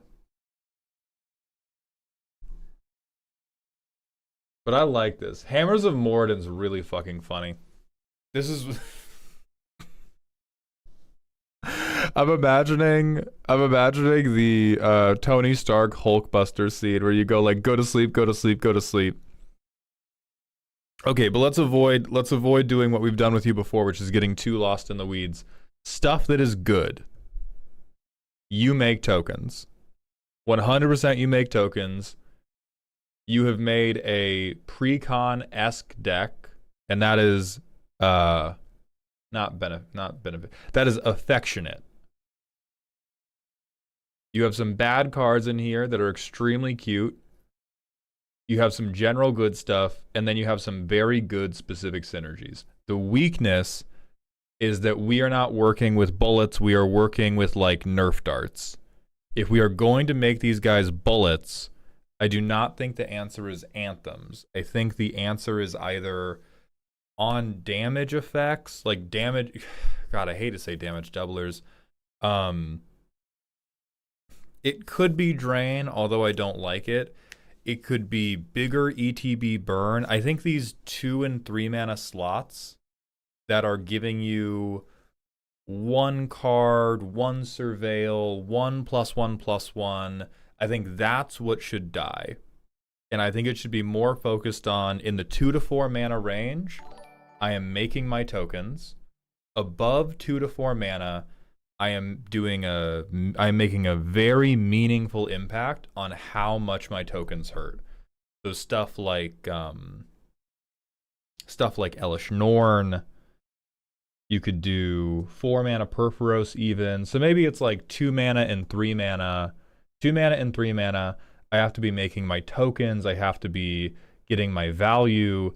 And then at 4 mana and up, the tokens have to be getting more than 1 point of additional damage added to them. I think there can be some exceptions for things like War Leader's Call. But right now you've got a Nerf gun in your hands. And we got to make it a Walther PPQ.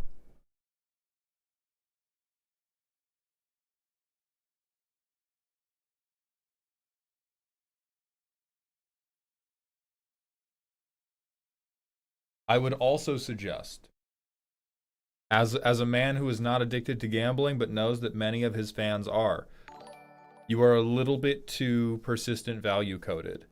You are a little bit too, I want to get paid direct deposit every 2 weeks. I put 25% of it away for taxes. I put another 60% away in investments, and then I play around with a little bit of funny money. We have a whole heckin' lot of every time 1 token goes, I get 1 little thing. I get 1 little card. I get 1 little point of life loss. Beautiful. Some days, you just gotta say, fuck it, reset. Obviously, this is a wildly expensive card, so I'm not saying this one in particular, but I think you could free up a number of card draw slots. We could free up a number of slots for more of this like fun big stuff if we had not so many engines, and we had a decent number of engines, and then we had some things that were just like burst draw. I think burst draw would be great for you so that we don't have to worry as much about like, I get $5 here, and then I get cash back at the grocery store, and because I shop at Safeway only and have for my entire adult life, I get $1.50 off every gallon at the gas pump, and then I use those savings to invest with like Walter Schwab or whoever my investment brokerage is, and they have a fund management rate that is only 2% compared to the fucking bastards at Chase who have a 5% management rate, and that's bullshit. And if you add all this up annually, I save $41? Fuck! That's kind of the vibe I'm getting. Like, it's extremely well built. It's extremely well built in terms of making the Factorio mod run. And I think if you drop the lowest performers, or just like, fuck it, man, can I get 4 cards right now? Payday loan style. And you just got the things that were like, okay, great, here's Adeline. Okay, great, here's Elish Norn. I think you would find a bit more of the fun you want. I don't think Fated Firepower is castable in the current version of this deck, but I think it could be one day. Right now, we just don't make the mana to really do it, but I think one day you could. So that's my recommendation, Alec. This is like, we're getting there. You're so responsible. You're so responsible, and it's good to be responsible. Can I get the usual list of hard cuts at least? Yes, I'll take a crack at it. Take these with a grain of salt. Bone Devourer. Erebos Bleak-Hearted. Wisp Drinker Vampire.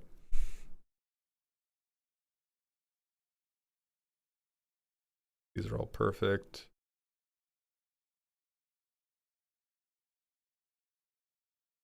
Garna.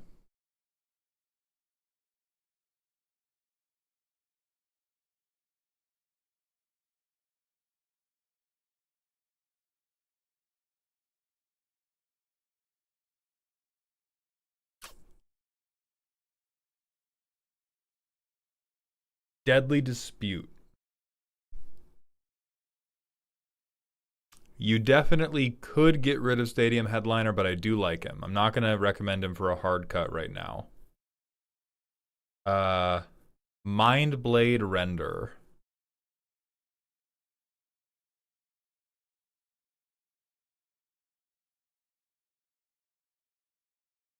Zulaport Cutthroat. Marionette Apprentice. These are the two you should take with the most salt.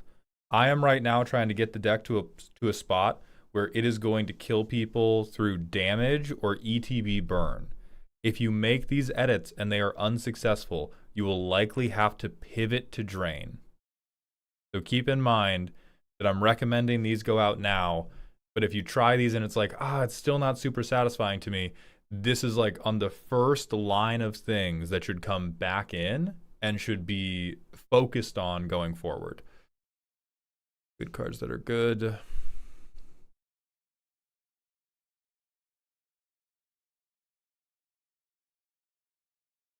Pitiless Plunderer. God, man, I think the least. I'm sorry to say, I think the least. Zealot and Seer, who we already talked about. All your protection stuff is great.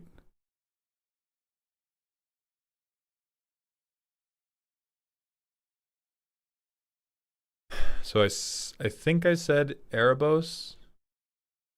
If I didn't, Erebos. But Seer, Zealot, Erebos. These two could be cut, but I do like having a really big guy. I just love having a really big guy. Then everything in here is pretty good. Those are my express recommendations, Alec man. I hope you enjoyed. It was very well done. It was very well done. So responsible. That is true. You could put in Dance with Calamity, and I think it would work pretty well for this deck, but don't do that until it works how you like it. Don't do this until it works how you like it.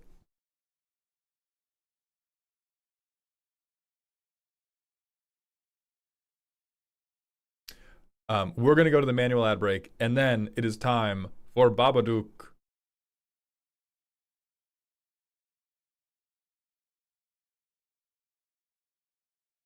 Indignation, that is, yes, the type of stuff we're recommending is bigger shotguns. Okay, perfect. I'm so glad you enjoyed. I'm going to go use the bathroom. It's time for actual Babadook. And then we're playing more Expedition 33. I think we finished the game today. I think we get to finish the game today.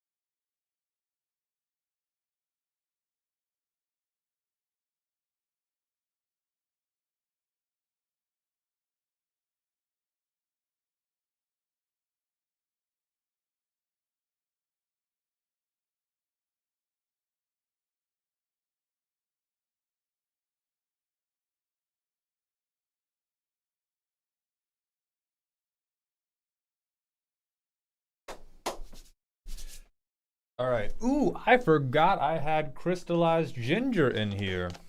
MLP, we didn't quite finish it yesterday. Ninad, thank you for the tier 1 sub for the 4th month in a row. Hello. And Ed209 Mark 3, thank you for the Twitch follow. Welcome to the doghouse. Doot, doot, doot, doot, doot, doot, doot. Who's having a good day? I'm having a really good day. I was at a coffee stand this morning because I was buying Z and I coffee. And the barista asked me, "Oh, you have any big plans for today?" And I didn't know how to explain that on a very small corner of the internet, I'm kind of famous. And I was going to be reviewing people's art submissions and then playing a video game with my girlfriend. And so I hit him with the not much, just work. Just in case anybody thought I wasn't extremely awkward. Because I paused too and I shrunk like that. I was like, oh! Because I was thinking about, I was trying to get in the right, like, mental tempo. Well, alright, technically it's work. So true. Technically, technically I'm working right now, but I was trying to get in the mental swing of things to, like, make fun of Dex, be funny, be a little bit charismatic on stream. And they were like, "What are you doing today?" And I was like, "Nothing. What the fuck did you speak to me? I paid money already." Saying you're a streamer or a YouTuber would be negative riz, right? I still to this day don't know. I don't know how to communicate that in small talk without sounding either incredibly full of myself or because everybody has a look. Everybody has a look they give if you tell people you're a streamer. And it's not a good one. It's extreme. It's like, obviously it's not bad. Or like it's not bad in a serious way. But there's always a look that I don't know how to manage. Advertise yourself as a hobby optimization consultant. That's a pretty good one.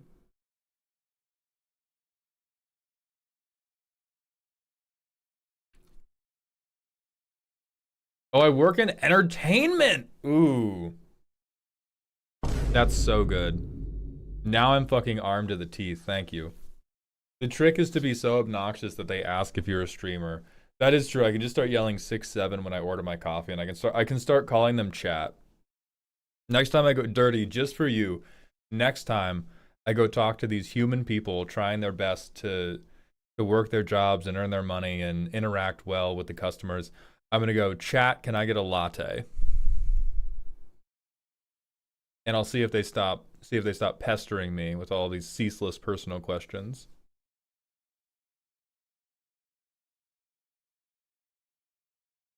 Horrifying. You're goddamn right, it's horrifying. Hello, Faldar, what's up?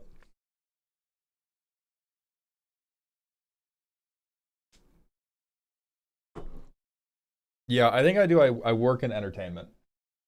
I work in entertainment. Hell yeah. What's up, dog? It's me, Jonathan Entertainment. No, Babadook. You are the caboose.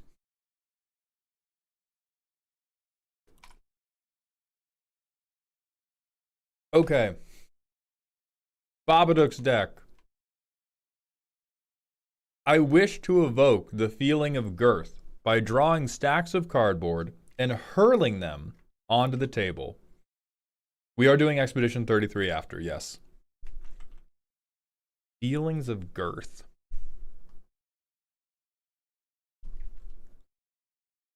Girthmas time is here. Gratum! You're banned. Get the fuck out. We're gonna raid out for the day, boys and girls. We're gonna raid out for the day. I'm gonna go lie down. I'm gonna go lie down. Holy shit. Babe, it's Girthmas!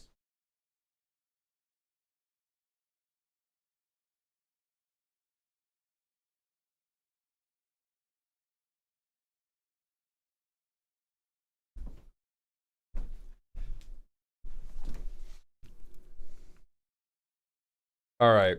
This is actually great. This is amazing. I think. Okay, Mary Girthmas. We have a 10/8. Other creatures can fight it. When Grothma leaves, you draw cards equal to damage dealt to Grothma by sources they control. So, we play Grothma. We play something else big. We fucking sword fight with our two girthy boys. We draw 8 or more cards, hopefully. I can get behind that. Find the boys. All right, we got some tutors. Girth Prep Squad, also known as GPS. What in God's name could we deserve a Gaia's Cradle for? For each elf? How many elves you got, brother?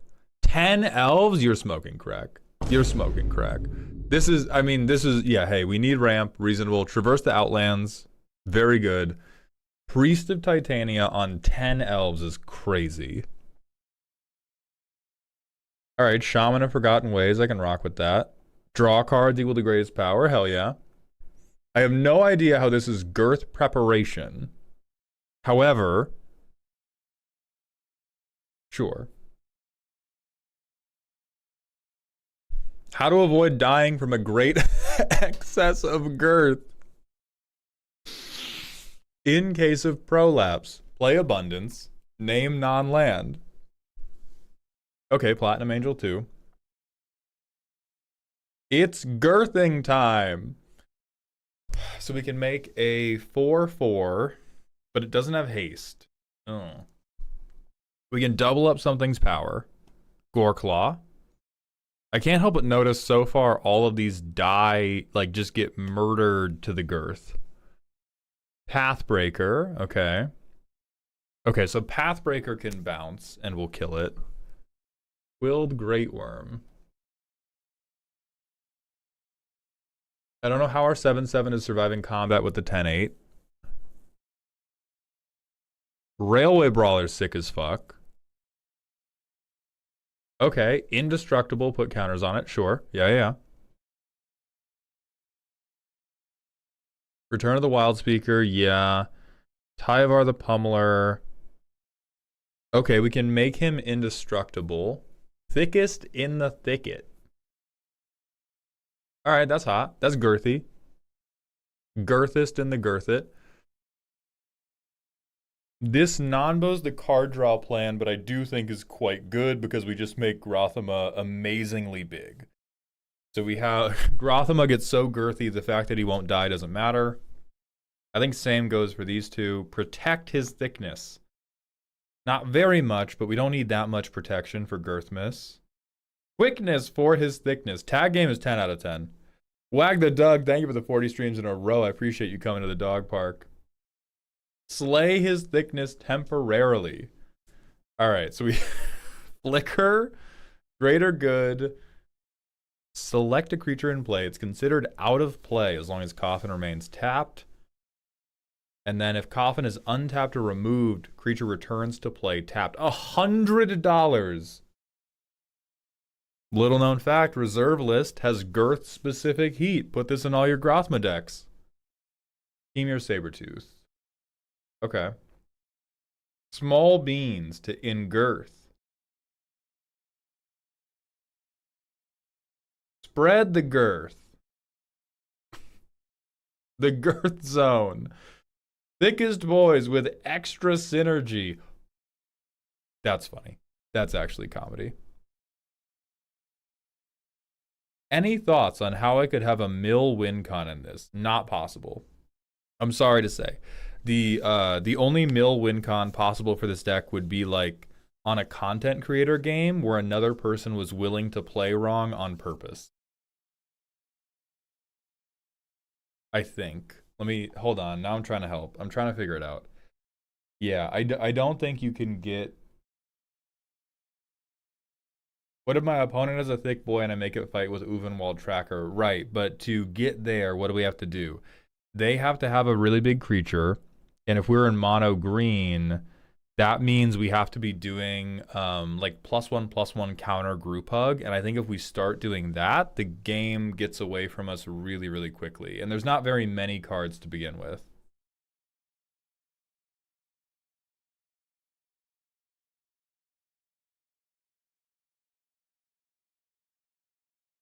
Because there's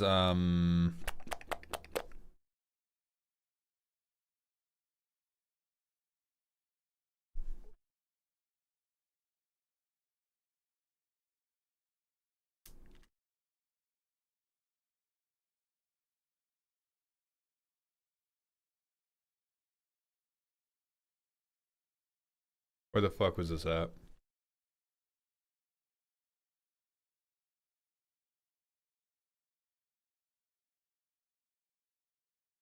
Evolutionary escalation.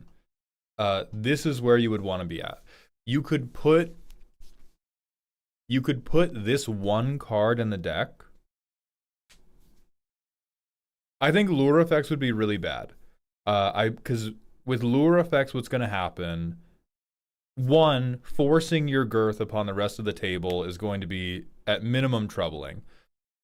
But with lure effects, you're not going to get them big enough to deck somebody out. So all that's going to happen is it's going to be like, oh yeah, you draw 20, Steve. That just gets you fucked by your own girth. Hoisted by your own girth. Kevin, happy birthday. Thank you for being here. So I don't think we do lure. You could drop in an evolutionary escalation, as this is...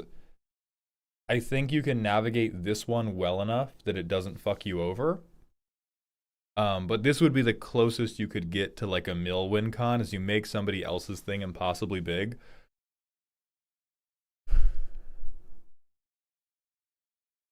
Big, thick stacks. Okay. I think what I am most worried about with this deck is for all this girth, very few things can kill Grothama. So we go Forest, nothing happens. We didn't get one of our elves. We go Forest, Thought Vessel. We go Forest. We could get an elf out if we want to just have Grothama on the table.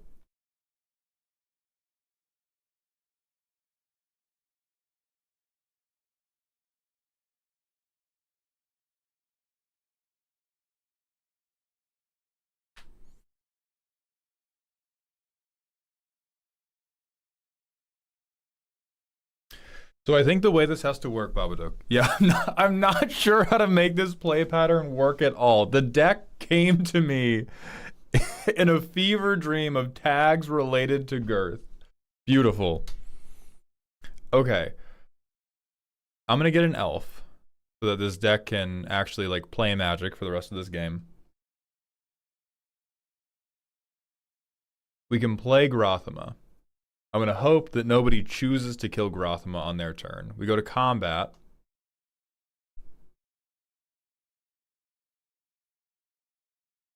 This is the funniest fucking deck ever. We tap 5 mana. I station Dawnsire for 10. I swing the elf and shoot Grothama for 100, and then I deck myself. It's the greatest deck ever made. What the fuck? Greatest deck ever made. Okay. So if we return to the comment of, yeah, I'm not entirely sure how to make this play pattern work at all.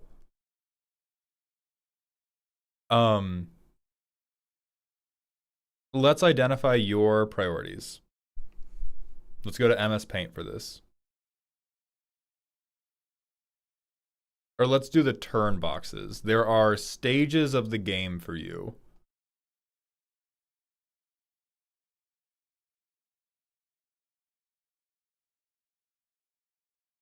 We'll call this pre-girth.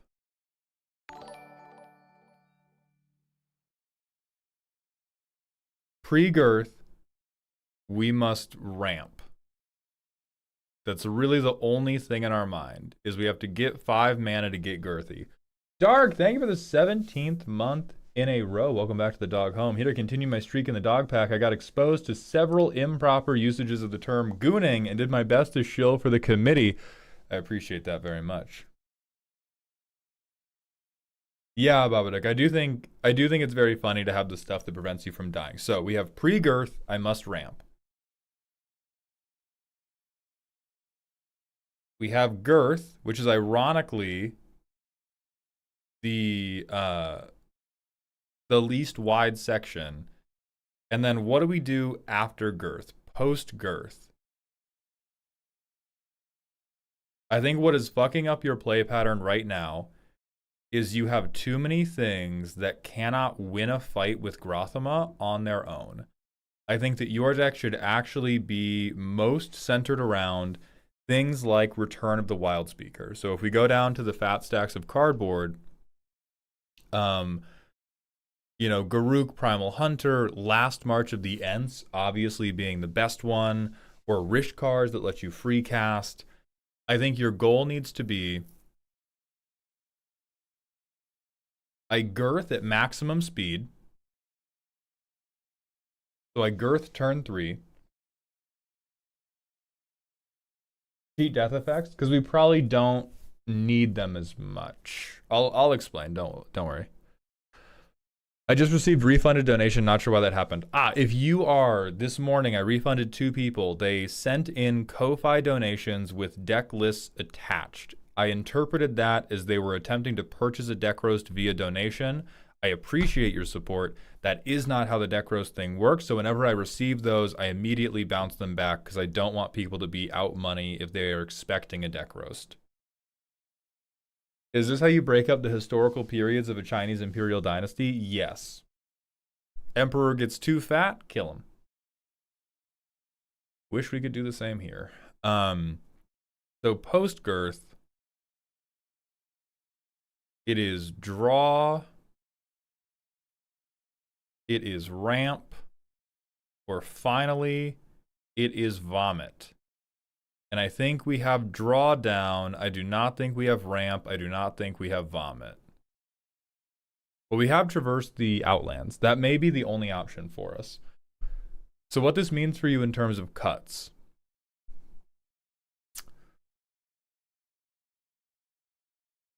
I guess Selvala does ramp. Okay, let's go back to the top. What this means for you in terms of cuts is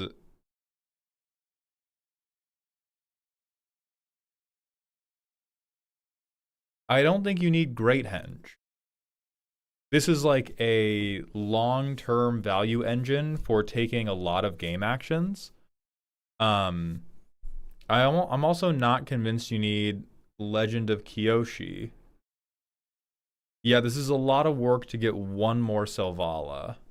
It's a long investment to get one more Selvala. So I believe in, although it does have the draw cards thing, so you do it just for the girth. Right, Babadook, that's what I'm trying to get you to. We need the focus to be, holy shit, Grothma is girthing all over us. And Great Henge is not girthing all over people. So no Great Henge. Baru Wormspeaker. This is the quintessential motherfucker that needs to die. This is like, it is a benefit from girth, but you are making stuff that loses in a fight to Grothma. I think the same goes for Goreclaw. I think same goes for Quilled Great Worm. Pathbreaker Ibrex is kind of girthing all over people. I'm actually going to go against Strength of Will. I'm going to go against Tyvar the Pummeler. I'm going to go against Thickest in the Thicket. I'm going to go against... He doesn't even have an 8 trample. Holy fuck. I'm going to kind of go against Skullspore Nexus too. Not because these cards are bad, but I think these cards are... Actually, no. Skullspore Nexus works because you double his power and then you cast a burst draw spell. Never mind. Keep Skullspore. But what I think they do is... The card in question must either ramp to Grothama, give you a very good benefit for having a high power creature, or beat Grothma in the fight. Those are the only 3 things you can do. But what is thickest in the thicket but girthiest in the grove said differently? That's so true, never mind, back in the deck. And so Railway Brawler, for instance, should be a great card. Phenomenal setup card. Oh my god. Does not ramp to Grothma, does not give me a benefit from having a massive creature on board, does not beat Grothma in a fight straight up. Those are your 3 options for stuff that gets to stay in.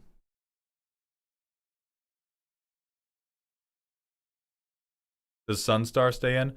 I think it can because you can station it so quickly. Like 2 turns? 2 turns? You can fucking get a 20/20 flyer? I would say that's a decently sized benefit for having a massive guy. Railway Brawler makes Grothma big thick. Did you see how that's not one of the 3 steps I outlined for you? Making Grothma big thick is Grothma's already big thick. You can't just try to make number keep going up. Or, sorry, you can do whatever the fuck you want, bro. If you focus even more on making Grothma even thicker, you will not have a play pattern. If you want the play pattern to actually work, those are the 3 things that you got to focus on. If you don't care about how well it works and you just want to yell girth every time you do something, Railway Brawler back on.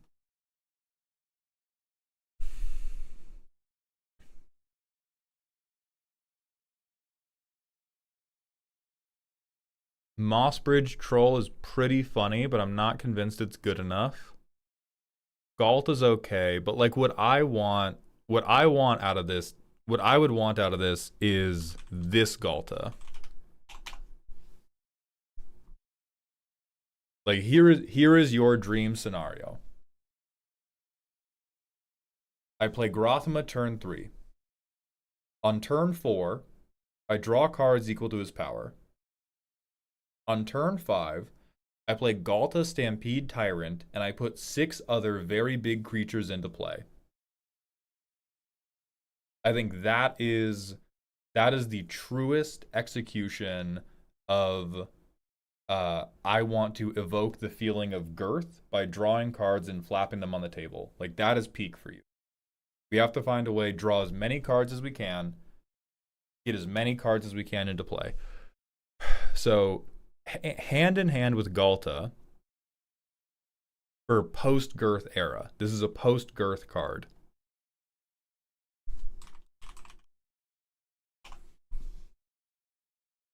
You actually want Cultivator Colossus. Because post-girth, you've either broken maximum hand size and you have like 10 lands in your hand, or you got to shape your hand however you want. And then this ramps you for having girthed. Like, this is the type of stuff we need for the post-girth era. If you really love Mossbridge, you can keep him. This is the type of shit you got to get rid of.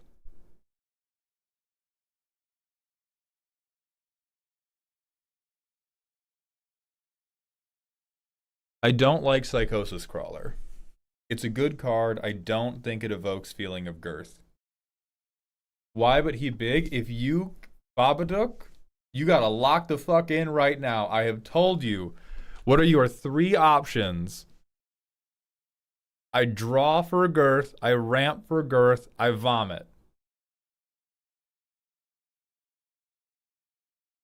He is only big after we have girthed. So he does not fulfill one of the qualities we need. He does not fulfill one of the qualities we need until after we have already girthed. And post-girth, we have to be capitalizing on the thickness. We have to be capitalizing on the thickness. We cannot girth to then set up for another girthening. That is what's making the play pattern not work, is all we're just edging at that point. Yeah. Consider, motherfucker.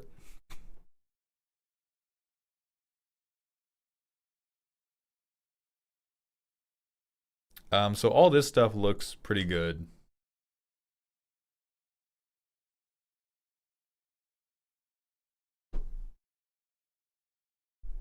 But see, we also have like these big boys and these value engine build stuff is making it so that we don't have enough ramp to girth quickly. Like compare these two cards. Because this is fucking different big guy. I'm aware Mossbridge has to stay. I am aware. But archetypally, we have different big guy and we have value engine, which do not fit into our plans of ramp, girth, post girth. And so if these instead did fit and they were mana dorks, we would go land dork, land dork, land Grothma, land draw 10. That's girthy on turn 4. And then we get to blow up enchantments, artifacts, or we could put counters on him and draw 12. No, I do not think Conjurer's Closet is good in the direction you need to bring the deck. I think Conjurer's Closet is only good because the first draft of the deck was built badly and had a bunch of stuff that could not beat Galta, or could not beat Grothma in a fight. I don't think it can. I don't think it can work in here. So now we get to shape our hand. We have Garruk who can regirth. And now we have the other problem of we don't have post-girth benefits. We need post-girth benefits. We have ramp. Well, we can Court of Calling. That's decent. I'm going to exile cycle you and hope I draw something better. So we can Garruk to girth again. We can Vigor, which will then make it such that Grothma just kills everybody. We don't have a lot of enchantments. We can get Insurance, a Tutor, Berserk, land. Great. And then the rest can all go to grave. Next turn. Boom. We have Fierce Empath. This is where we search for the post-girth behavior, or we just slam Vigor.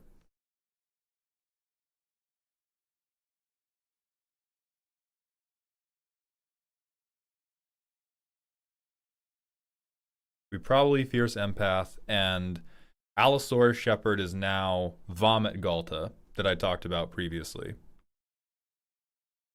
We Court of Calling, or Gwenna. I think you should also invest in some of the 3 mana dorks that give you 2 mana. Somberwald Sage is another one. But we get Gwenna.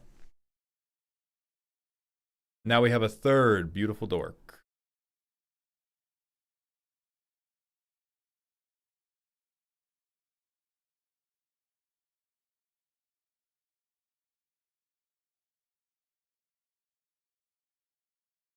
We do this. We have Gwenna mana.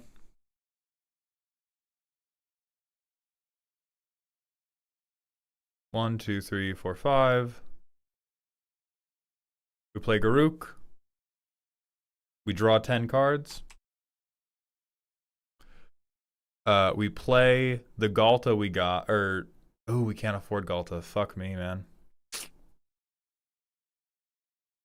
We have to wait another turn. But I think this is where we want to be doing the Vomit comment. Oh, I do agree with Fanatic of Ronos. That guy's good. Float 4 green, he would slap like a motherfucker. But we have to redefine around here. We can't do all of these, like, in-between girthy tricks. Like Railway. Quilled Great Worm is really on the line for me. Zapandrel is cute eventually, but is not cute enough immediately. I think your peak post-girth activities is Galta Stampede Tyrant and Cultivator Colossus. Compare everything you want to put in this deck to those two. They are your North Star. Pre-girth, you have to be ramping. I do think you want a slightly higher concentration of ramp. And then I do think we want...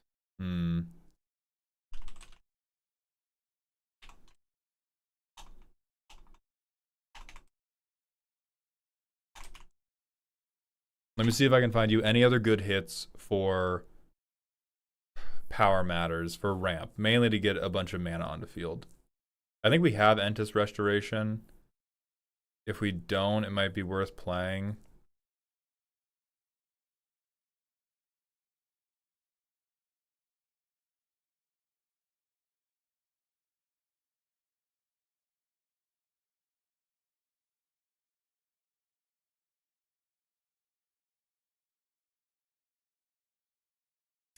Nature's Rhythm would be a very good tutor for you. This Harmonize is basically fucking free.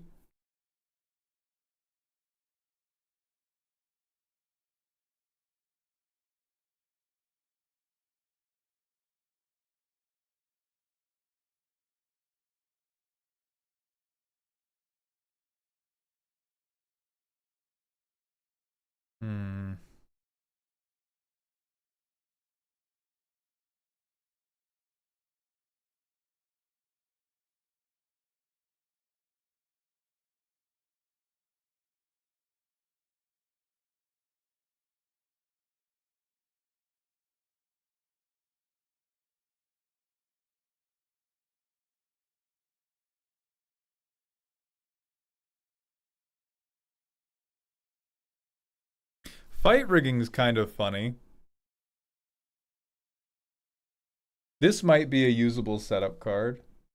Vaultborn Tyrant is not good post Girth Capital. We don't want to be one for one-ing with our cards.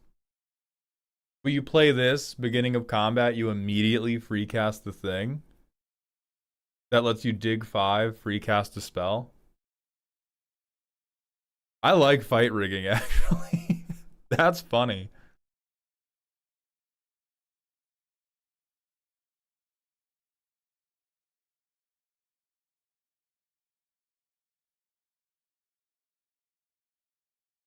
Bugenhagen could just replace a different 2 mana. Hey, what's up, Beeps?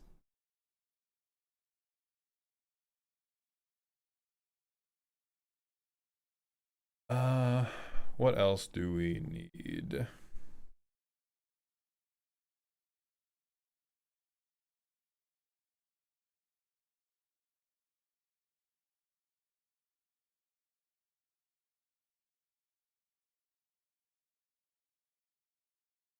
I don't think Shriekwood does quite enough. You could Bighorn or Rancher. That is another way to capitalize mana-wise. Ah! Here is another sleeper Girth hit. Let me paint a word picture for you. I have played Grothama. I play Emergent Woodworm. I put 3 +1/+1 counters on Grothama. It attacks. I look at the top 13 cards of my library, and I put a permanent with mana value 13 or less onto the battlefield. This is what I'm talking about when I say post-Girth benefits. This is exactly what I mean.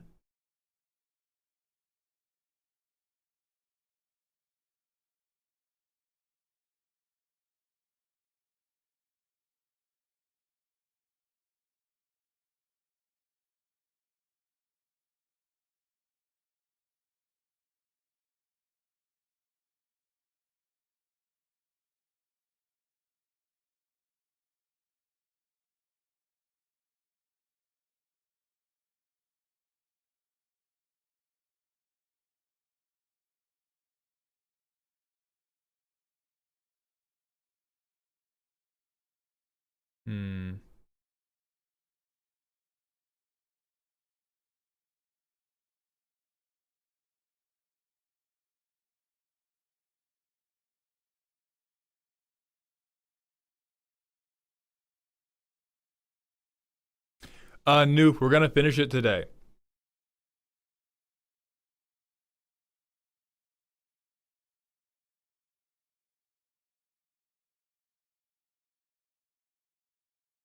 Case of the Trampled Garden, actually playable.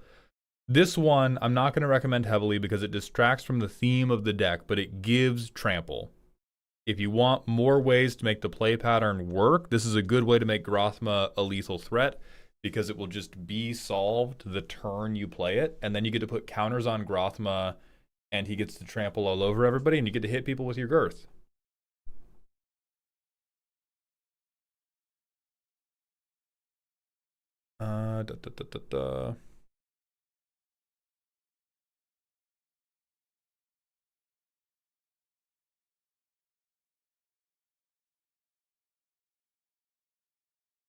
Cream of the crop, also a phenomenal girth benefit. Just hot as hell. So let's tie this all up in a bow for you, Babadook. Right now, you are scattered. Your mind is filled with girthy images. All you can think of is tubes and how wide they are. We need you to focus in on the shitty MS Paint vision board. You must ramp turn 1.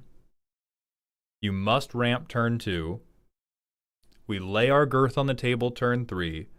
And everything after that must either draw us cards because we are girthy, make us a lot of mana because we are girthy, or get us a lot of value onto the field. You can do that with like Quilt Greatworm.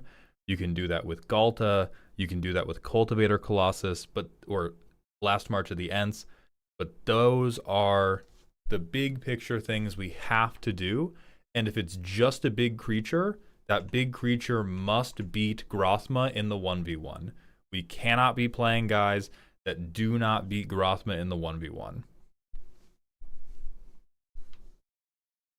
And then I think it's cute. I think it's funny. I think it's very, very dumb, which is the perfect place to be for commander decks.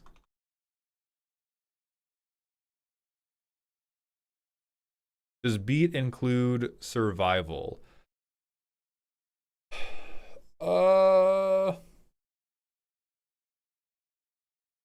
Tentatively. I'll let you try. So that's going to be it for your roast. I hope you enjoyed. We are now going to move on to Expedition 33. We're going to finish the game off with my girlfriend's Z-main character. We're going to go to the manual ad break to take pre-rolls away. I think we're on the final fight of the game. So if you were going to play Expedition 33 and you don't want spoilers, go away now. Thank you very much for being here. If you want to see us run a glass cannon build that requires us to parry pretty much every hit or die instantly, continue watching. The game's amazing. I can't recommend it highly enough. It's fucking awesome. The last boss fight we did, we spent 2 hours getting our shit kicked in terms of how good we are at it. For YouTube, you are gonna see this stream stop. On advice of my chat,